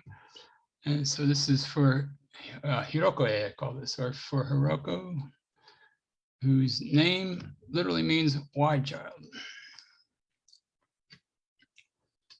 One not so wide child, graced with flowing black tresses, gently pressed button, invoking an attaché. In my second home, you answered all my queries, finding out the name of the happiness much man, documenting silken trails. You rendered such care to acquaint me to new ways, favorite dish turning the familiar pound of ground into 1/4, layered in boats undisturbed, while lacquer bowls sit rather musely by the store, acknowledging your father. Seen in the alcove, your handmade living sculpture, kitty for the moon, like mountains, native flowers, producing sweet sounds, and those magic yellow shoes, lifted up no more by the tulip of your heart, with unforetold stops, setting concert plans off course with an inconvenient cold. So if it must be, I'm sorry I could never quite put into words, my dearest elder sister, all the things you meant to me. And then speaking of tumble words, this is when I wrote tumble words last week in Lee's workshop on a little bit more contemporary and explaining how I write some of my poetry. I scroll through the news and sometimes I feel I'm absorbing the pain that flows through the world in order to let it transmute through my soul. But is it enough? What more can I do?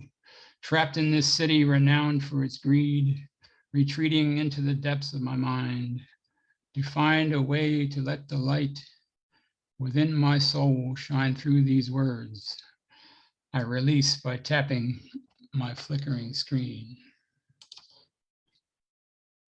And I thought I'd end with a short hike, it's a haiku that I wrote at a haiku workshop that I forget if it was Shansan or Ed Poetastic was running. And so there's some things up here, haiku. Happiness happens when I can share my poems with all these people.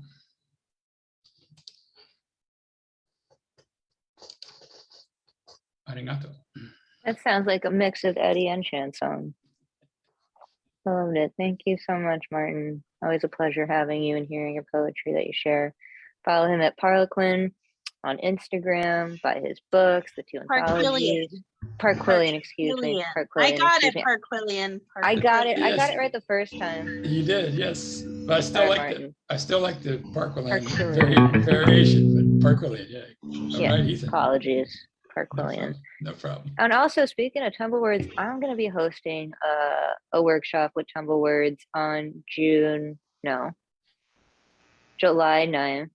So thank you for inviting me, Donna, to do that. And it'll be all about Pankus. Yes, we're doing 9s on the 9th. Same when I do vocabulary, 9s on the 9th. Geez, I wonder why I chose the 9th. But I'm excited to be teaching everyone that and joining Tumble Words, so it'll be exciting. All right, thank you, Martin Harquillian. See, I got it. All right, on deck we got Christopher Moore, and back up we got Ethan Mackler.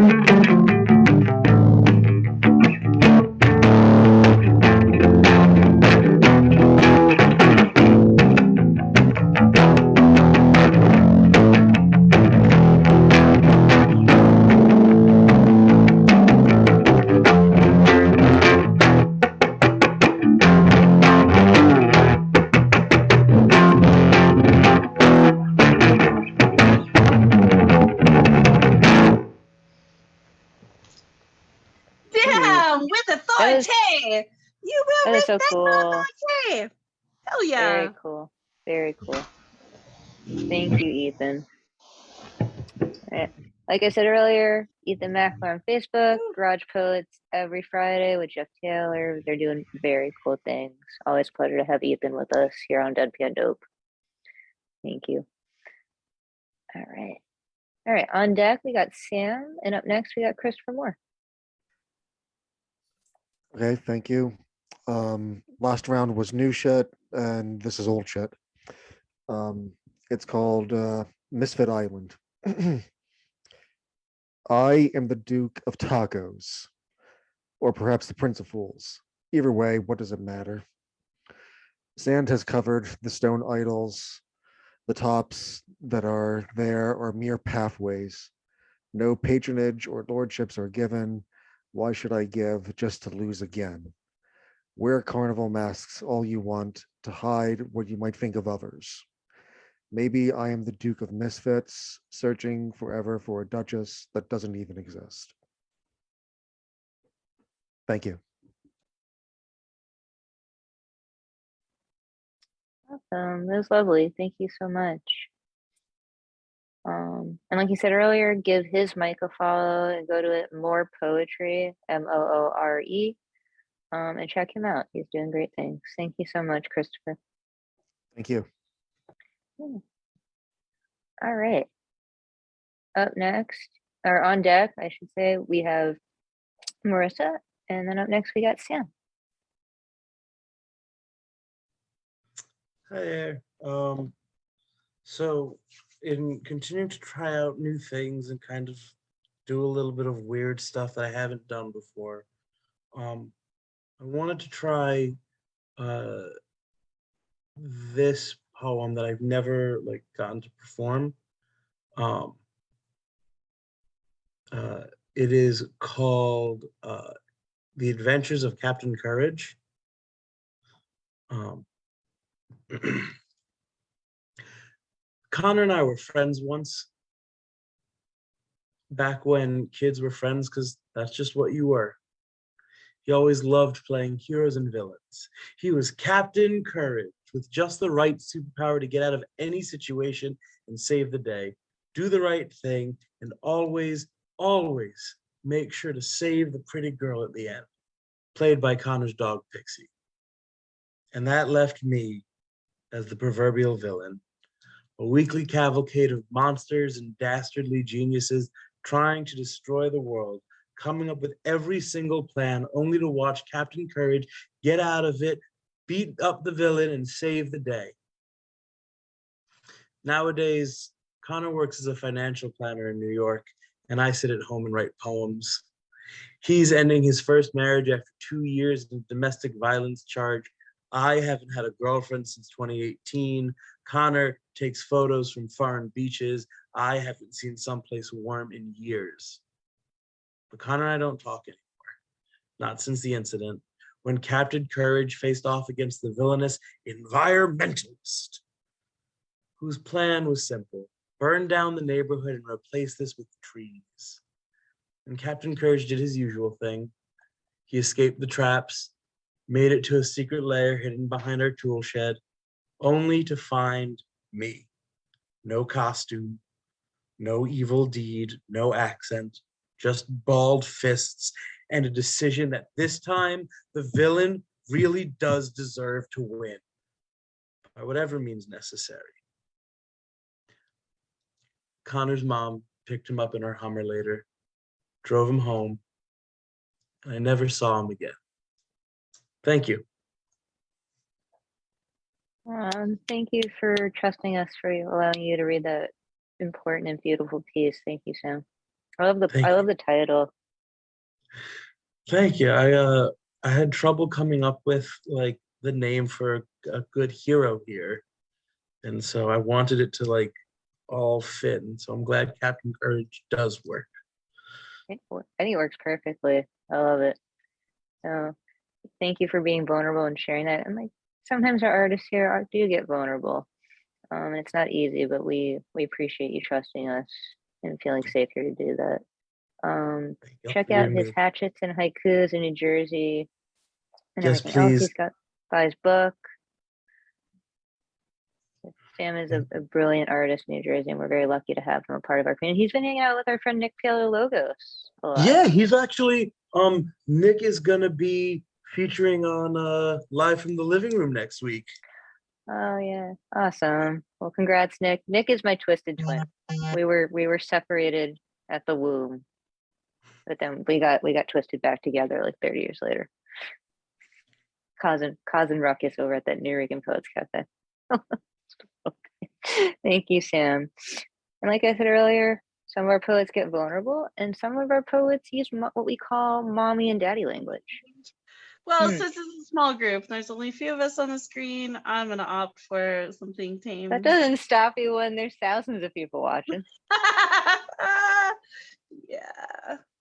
But anyways, yeah, Sam, if you're interested in coming to Word is Right to do a show or something, then totally. Yeah. Or if you are interested in helping get that book, that your next book launch, just reach out to me, let me know. All right. So, of course, I will do a poem that I did in Tumbleweeds. This was last Saturday with Aldo Amparan from California. And he did this great workshop where you search for the strange to make the familiar new again. And so you want to use unexpected imagery, dream logic, that kind of thing. So that's what I did. And this poem is titled A Walk in My Garden. Spongy brown dirt tilled with time, composted from the scraps of my life, ground spongy beneath my feet. I crouch to my knees, dig a new home for my seedlings, grit beneath fingernails. I wipe away sweat from my lip beneath desert sun, and I taste melted chocolate. Time has turned opportunity for growth into indulgence. I grab another grip of ground flavor and push it into my mouth. Rocks turned soft marshmallow, dried leaves caramel, worms work a gummy soil, sweet, sticky caterpillars, childhood memories. I splurge on possibility. Smell toasted pecans and lifelong ball game ice cream in a hat. Never enough of that. Ants in unison, uniforms go marching one by one, the job never done, but there's plenty to go around. Brownie bite garden beds in my head to weed and plant and till and harvest and stitch and sew. Buttons of make-believe gumdrops and pop rock candy canes. And I came to see my tree had grown a smile. She waves shade over me, while chili peppers parade Cirque du Soleil, acrobatics with beetles on wheels, ladybugs waving on butterfly wings, bumblebees buzzing songs only I can hear. Taste the rainbow of a child's mind and remember back then. This is why I don't mind minding the garden, for it has and always will be my magical mystery place. So Lovely. Mommy and daddy language. But we love the mommy and daddy language. That should be a name. Suppose you could say it in my garden. You and words. What'd you say? I suppose it could be my garden. You and words should collab on an anthology called Mommy and Daddy Language. I would love to. Oh my god. Well, yes, it would have to be after the men's and them erotic though. We gotta catch all those submissions. And first. also after the one he's doing. But right. So next year we could totally do in Mommy and Daddy language. I would absolutely do. I would totally do. Send him an email. I'm sure he'd be happy to talk to you about it. It'd be so fun. Yeah. So I words, could if you're totally get us the grant to do that. Beanie brother, if you're watching. He's not watching. He might be. Well, I don't know. He might be checking us out on YouTube or Facebook. I don't know. Hi, Beanie brother. We love you. We love you, Beanie brother. Let's get the put going. No, we do. We love Advocate of Words and everything he does for our community because he's who really brought us all together. That we all met through the New Rican, so we're all very grateful. Well, to Mr. New Rican. Speaker brought me to New York. Who? Mr. Speaker brought me. Oh, I didn't know that. Yeah, and so then from me, I brought so many others to New York. Yeah. So, well, thank you, Mr. Speaker. We love you too. If you ever want to come hang out, I hope he submits to the anthology. He's coming to New York. I'm so excited to get throw my arms around that man. And he's been to New York before, but we always miss each other.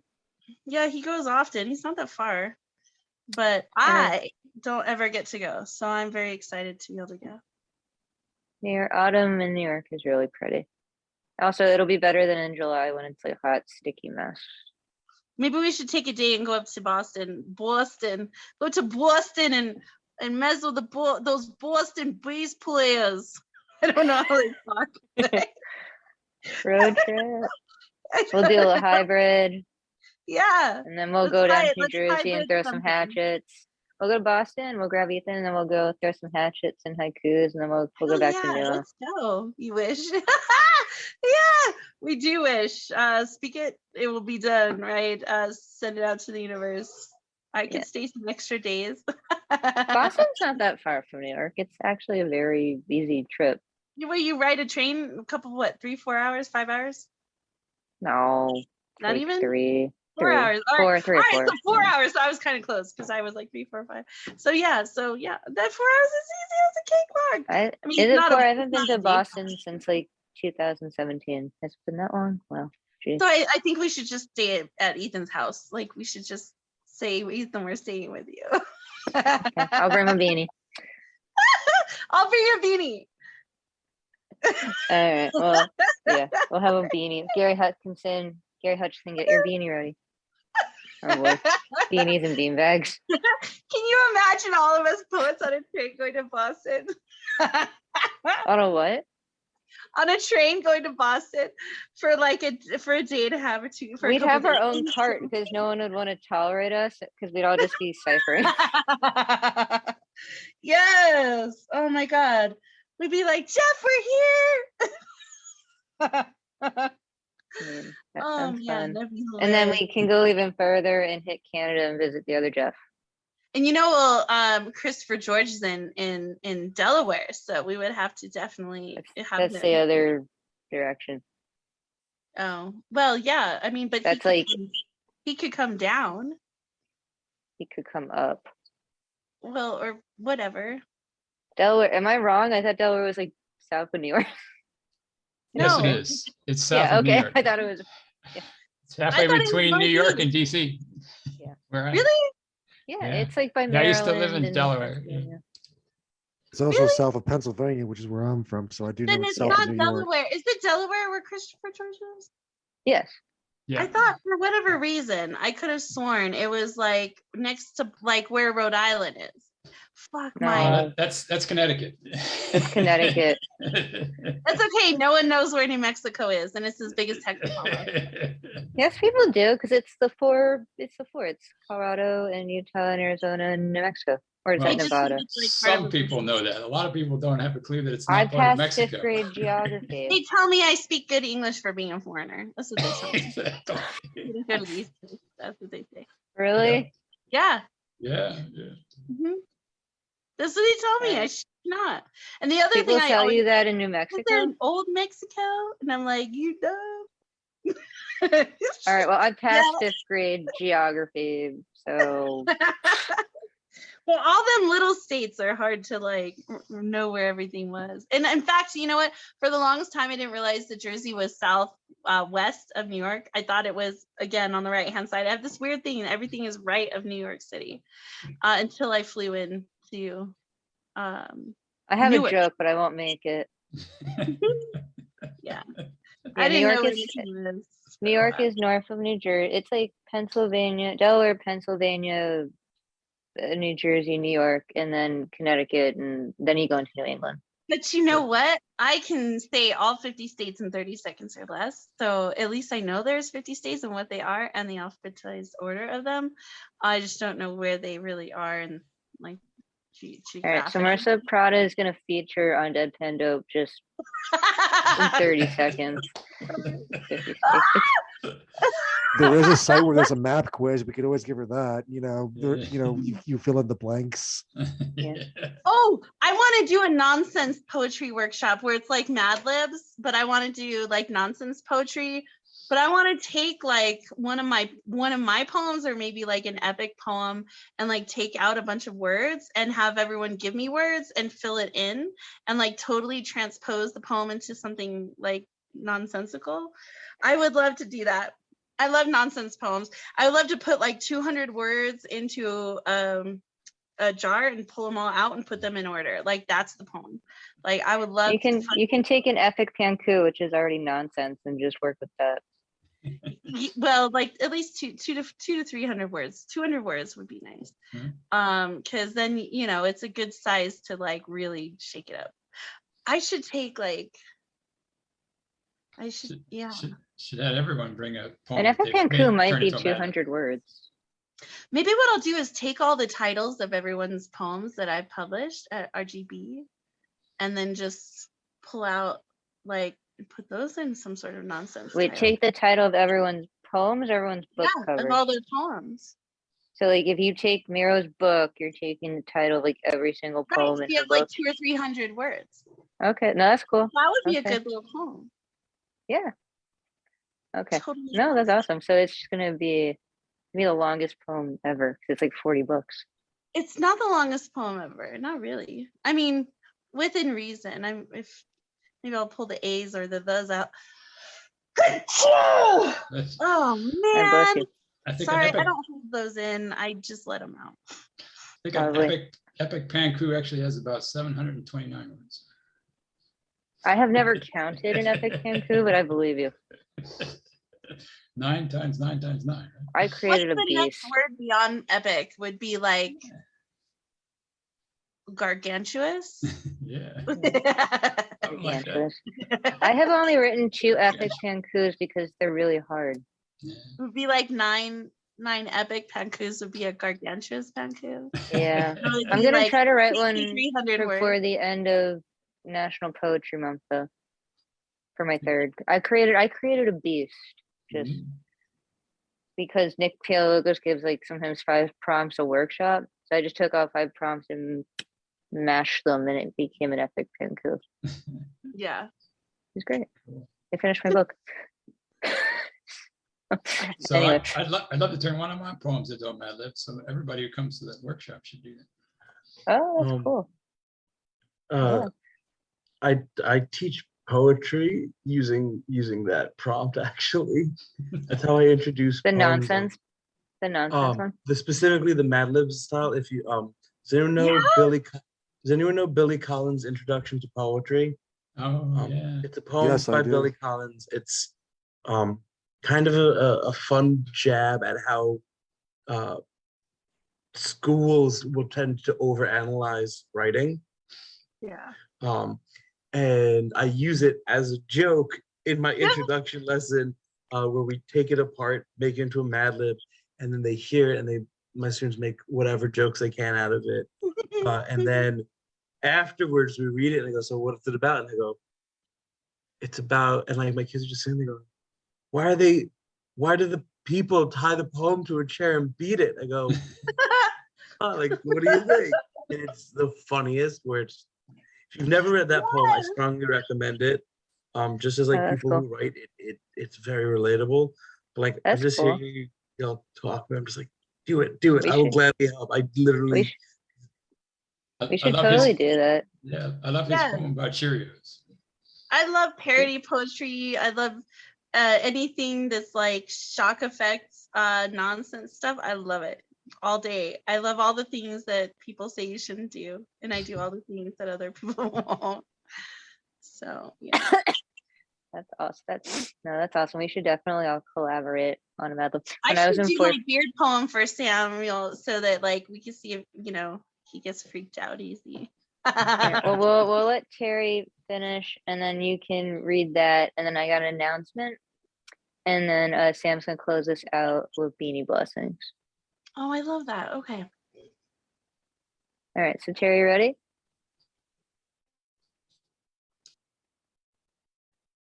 No, maybe not. All right, Terry, let me know if you want to read, but Marcia, if you want to read your beard poem, go for it. Oh. Can I read after? Oh, you can go, Terry. Marcia can read after. Go, Terry, go.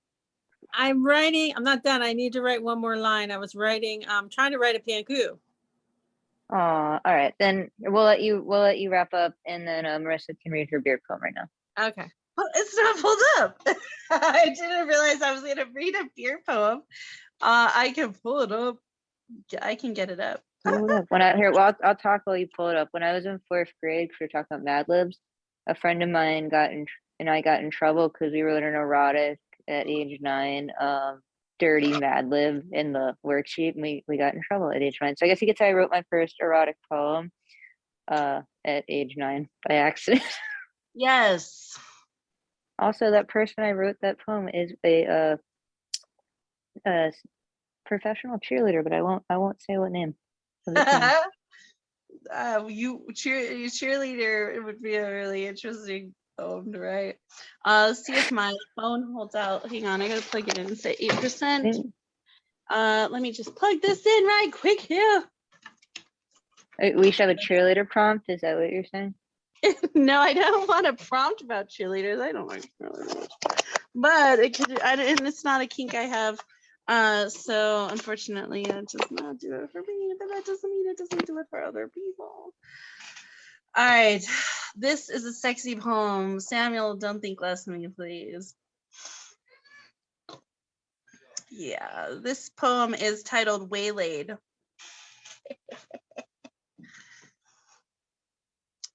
You pull the sheet from my skin, moonlight cast through curtains. The only line of light in this room falls along my lines. You open my legs, reach for me without hands yet. I lie in wait, waiting for your mouth all night. Paint my own cum across my own body, long lines, strokes with the paintbrush of your beard. Your brush empties, you revitalize my body, dip into the pot of my pussy, pick up liquid to love me. You paint beautiful on my body. You find your way inside me, kiss my mouth. Every hair on your chest calls the nipples up from my breasts, demands their attention as your body tickles my imagination. You flip me over, pick up more paint with your brush, drip to the small of my back and into my ass. Beard smears along my crack to create on the parts of my skin still safe. Blank canvas of your creation, your paint dries cold on my skin. I realize this is what I've missed. You move into me again, paint floods down my leg across the palate of your penis. You pull me up, one hand on my breast from behind. Every hair on your chest calls my goosebumps to attention, runs signals rugged as my cum rages again over your entrance. Cadence, slow then fast, pushing your way to pleasure. Your beard finds my neck, bite, lick, devour me. I smell myself on you, creamy custard Sunday afternoon surprise. I taste your voice. You call on me to come again. You thrust harder and faster, cracking moans in my ear. Your body shakes. The choice to deliver is not mine, but the rebellious body you have now claimed as your own, made to realize you have revived me. A guttural moan breaches your banks between high-pitched breath, held till hypoxic, and all I can do is let go. Release every drop of what used to be me, throw my paint on the wall as your body freezes to mine. Stop. Still. Pause. Do not move. I continue to gush out of control. You feel my body squeeze around you, unable to cease. Your fingers dug into my skin now start to soften. Red marks, splotch marks across my breasts. Yes, yes, and yes again. Do not leave my body just yet, as if pulling away would rip off my skin. Then your beard tells me to let go. My hands unclasp a tightly held sheet, and I too finally breathe at last. Thank you. Very nice. I love that book. It's a great one. Well, now we need to hear Sam's thoughts on it. Just kidding. I'm just kidding, Sam. I'm just kidding. I'm just I kidding. might do that. Thumbs Actually, I up. might do that at Foomfa. So I'm just kidding, Sam. I'm just kidding. No one is ever forced to give their you opinion. don't have to come. It's fine. Thumbs up. No, it's after 11, y'all. I will say though, the shock factor doesn't. I think for us, we've known each other for a couple years now, that we all read erotic a lot, that we just enjoy it. I will say though, when you perform at hybrid, because and they're really talented. We have a lot of NYU students coming in now that the cafe is open and everyone's getting vaccinated.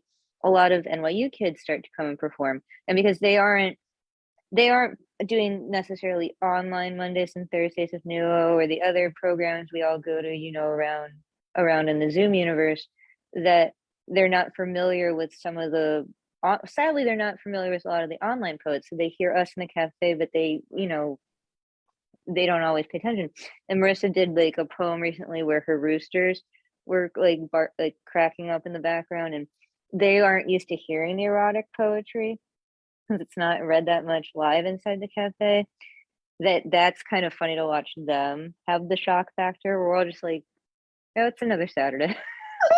I was like, oh, that's my cock. Like It made them crack up though, and it Oh made the God, I rest think of I us was there crack for up. that. Yeah. Was that funny, G? Oh my God, you had to peel me off the floor when you said that. Yes, that we can call that a Marissaism. I feel like just to kind of let it, the reason I kind of don't have a reaction is I write nonsense, but also like this for some reason is what like my friends like to see if they can get me to react. So like I have a friend who dedicates my favorite poem of hers called a poem to my erectile dysfunction. Yes.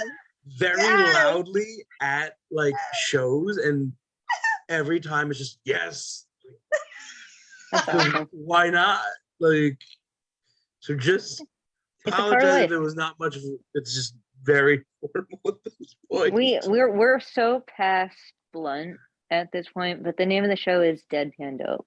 So oh no, that's awesome. My question about the NYU kids, yeah, that come to the live, are they trying to do more like competitive slam style poetry, you think?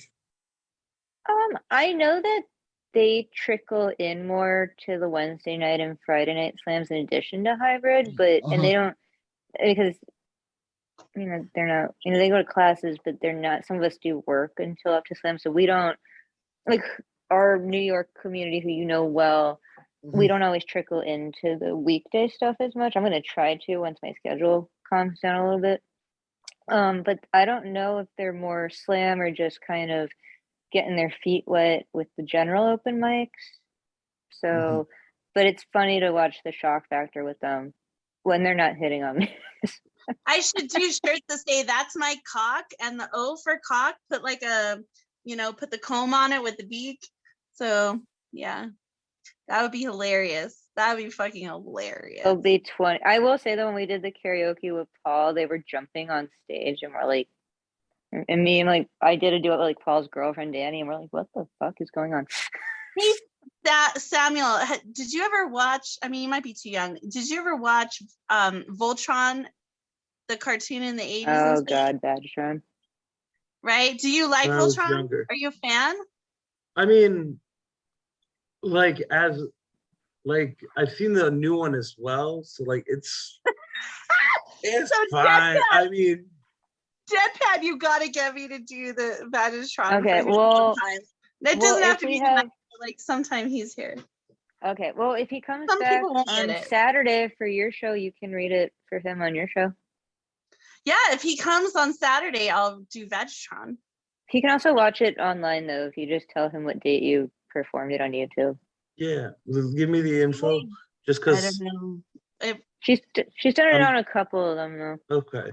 I've done 'Cause it I was on a gonna say couple. I'm going down Saturday to Atlantic City at some point to because Sunday is the Atlantic City Poetry Festival, which I'm at. So like, I'm not gonna be a person this weekend. Oh, I wish I could get there, but I can't. But that's It's awesome. gonna be No, it's gonna be fun. Yeah. Yeah. Can I ask you a Atlantic City. question? Atlantic City is far from here, Marissa. Yes, I also used to live there, so like it's like a weird relationship for me. Yeah. What's up, Terry? I wanted to ask a question about that poetry festival because I emailed somebody about it and they didn't get back to me. Is it the kind of thing where you just go there and you just sign up when you get there, or do you have to sign up? So, or who did you email? Oh, wait, sorry. Wait, for the AC Poetry Festival? Yes. So I will tell you, the person Raymond Tyler is not the person that I went through. I know that usually you could email him. I don't know if there's an open mic there. I'm gonna be honest. I don't know what the whole plan of it is. Honestly, email him again. And because I went through a program that they're running there called When People Speak, which is run by James Ellerby, who may be able to help you out. If not, I think it's Emery Giorgio is also a person. If you need help, let me know, because I do know Raymond, so I'll see what's going on there. Yeah, But exchange your emails in the chat. yeah, Thank you. Yeah, because Terry, you don't live that far from Atlantic City, right? I was gonna go, but I emailed the person I'm supposed to email and they didn't get back to me and I didn't know what to do. yeah, Raymond, he's great. I Um, don't but- think he's watching this, but if he is, say what you want. No, he I didn't go through him, so I know him like somewhat well. But he doesn't, I know for a fact that sometimes he gets distracted and bogged down by other stuff. Yeah, So. that's life. All right. Anyway, Marissa, Ratchetron is a great poem, but Marissa will read it another time. So we're gonna have Terry Rose read, and then Brian, and then I have an announcement, and then Sam will take us out with Beanie Blessings. Okay, so this is new shit, so I don't know, just bear with me. So this is my first time I ever tried to write a panku, and I don't even know if I did it right. So it's 9 words and 9 lines, is that right? Okay. Spring fever burns deep within my nether regions, steamy. Fill the aching places, throbbing, recalling, yearning of puberty. Looking lovingly at the suggestive shapes of my vegetables, reminding me of the stuckness of a strawberry suctioned. Fearing smaller items hidden away forever in sensitive places. He said he was an expert with his tongue, later realizing he had no choice because of micro penis. Regretting ever letting this abuser lick me anywhere forever. Never will be enough soap to wash him off. That was great, Terry. Thank you. I loved it. It was nice and spicy for your first panku. Thank you.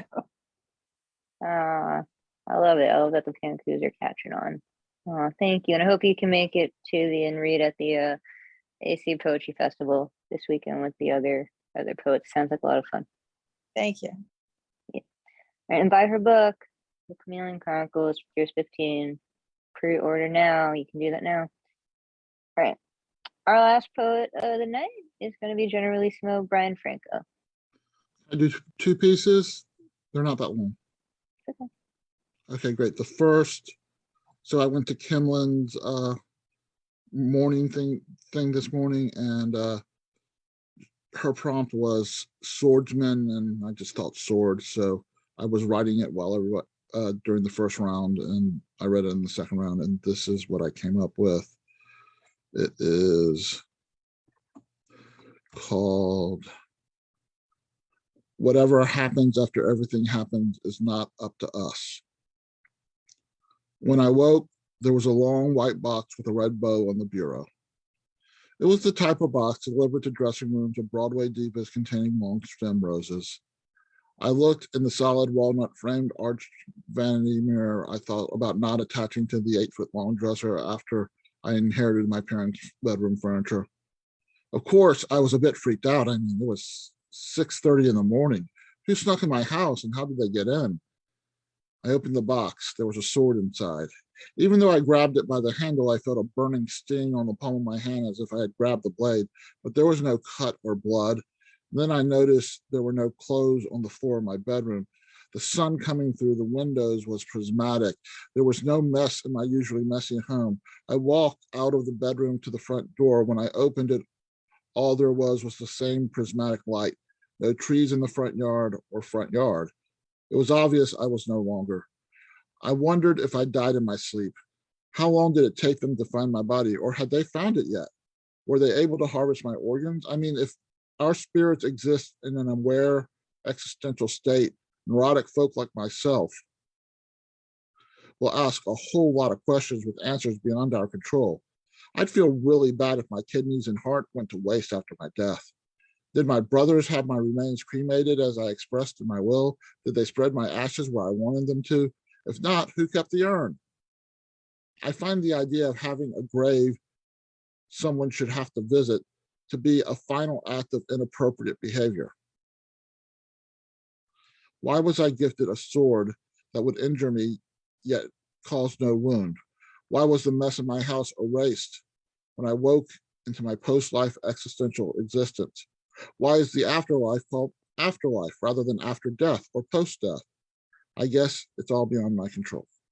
And then the one final piece is called, I have to get to the top of the page here. Even though I was not alive when FDR said we have nothing to fear except fear itself, I believe he was channeling me. Uno, I am not sure whether I'm more afraid of living or dying. Dos, I'm not sure whether I'm more afraid of the past or the future. Tres, I'm not sure whether I'm more afraid of failure, success. Cuatro, I'm not sure whether I'm more afraid of dreaming or not fulfilling my dreams. Cinco, I'm not sure whether I'm more afraid of waking up with the existence of the sun. Seis, I'm not sure whether I'm more afraid of fresh air or breathing it. Sete, I'm not sure whether I'm more afraid of the mirror or denying its existence. Ocho, I'm not sure whether I'm more afraid of being invisible or being seen. Nueve, I'm not sure whether I'm more afraid of being ignored or being anonymous. Des, I am not sure whether I'm more afraid of being anonymous or being afraid or simply just being. Thank you. Ooh, I love that. Was that the one you sent me the other day? Yeah, I added the Woo! Spanish numberings and did a little tweaking. Yeah, I love it. I loved the Spanish. It was lovely. Thank you, Brian. And you can find him at his own mic on Mondays, Cafe Generalissimo at 5 Yeah, p.m. Eastern Time. I'll And just anything throw else? it. I'll throw it on the chat because I'm too tired to say anything. It's okay. But yeah, follow Bye. him. Brian's awesome. We love him. And get his book. He was a part of the Next 10 last year. So get his book and get all the books. Get all 40 books from Rottergren Books. Or enter the raffle and beat out Stephen Blaine, who only needs 39 books. Yeah, it's only $5 for the raffle. I mean, it's $5 for a ticket or 5 for 20. I mean, it could be the best $20 you ever spend because no matter what, it's going to pump back into the anthologies. So, yeah, it's a really great cause. We're not taking any profit on this initial launch. So, we really want to keep cranking out these books. Yeah, Marissa's doing all the work for us, and we are really, really honored to be a part of it. So thank you. And she's having us create history.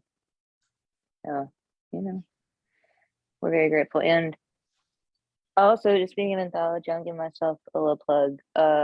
I just got published with Brian, Generalissimo, and Rusty Rose, and over 200 poets around the world in poetry for Ukraine Anthology, which you can buy on Amazon. I'm very honored to be a part of that, and with Brian and Rusty Rose and many other incredible, talented poets from around the world.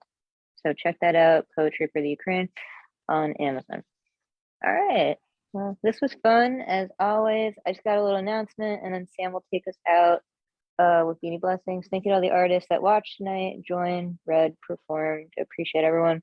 So, for good reason, our next Deadpan Dope is May 3rd, but I will not be here May 3rd as I am I'm also been a Broadway artist and stage manager for over a decade. And for 2 years at the little speech at the Public Theater, I was the production stage manager for the show, The Employee of the Month show with Katie Lazarus, who some people might be familiar with, which was one of my favorite professional experiences, just experiences generally of my life. I got to work with some of my heroes on that show. It was at the time the longest running talk show hosted by a woman who didn't just do a talk show about politics, which Katie broke glass ceilings for us in history, which means I was the first female production stage manager to host that longest running talk show for a while, which I'm honored to say. But sadly, in December 2020, Katie lost her battle with breast cancer and leukemia. And we miss her, and we haven't been able to properly honor her due to the pandemic. But on May 3rd, we will be honoring her at the Gramercy Theater. It'll be hosted by Alex Borstein, Lin-Manuel Miranda, and many other people. And Katie's kind of the reason a lot of shows like Hamilton and The Heights were able to really happen. Those meetings happened at Wesleyan University with Lynn and Tommy Kill and Alex Hockenmore in Katie's dorm room. So she really has shattered many glass ceilings for a lot of people. If you're familiar with Freestyle Love Supreme, that show, which is currently on tour, the house band was her band and my band. Those were my boys. So we're all reuniting on May 3rd, which means I won't be here at Deadpan Dope. But I'm honored to say that the lovely and talented Christy Scribbles will be subbing for me that night. So I hope you all come back and support her. She's going to be fabulous. She'll probably wear a beanie. She doesn't have to, but I hope she does. She'll wear a beanie. But I will be honoring my friend and my dear colleague, who I miss very dearly, on May 3rd, and then I will return back 2 weeks after that. But thank you, Christy, for allowing me to take that time off to honor them and spend time with my Employee of the Month team. We haven't been able to see each other since COVID hit, and we've really been wanting to carve some time out to honor her. So we're glad we finally can. All right, having said that, thank you to everyone that came tonight and read and performed and read Pankus and created them. That really means the world to me, so thank you. To end our night, Sam will read Beanie Blessings.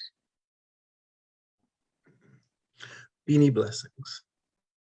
We close out our time together staring up at the same sky.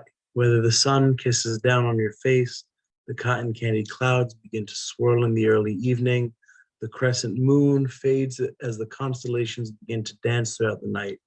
We all look up at the same sky. Thank you for blessing the sky, the soil beneath our feet, and our family with your presence and art.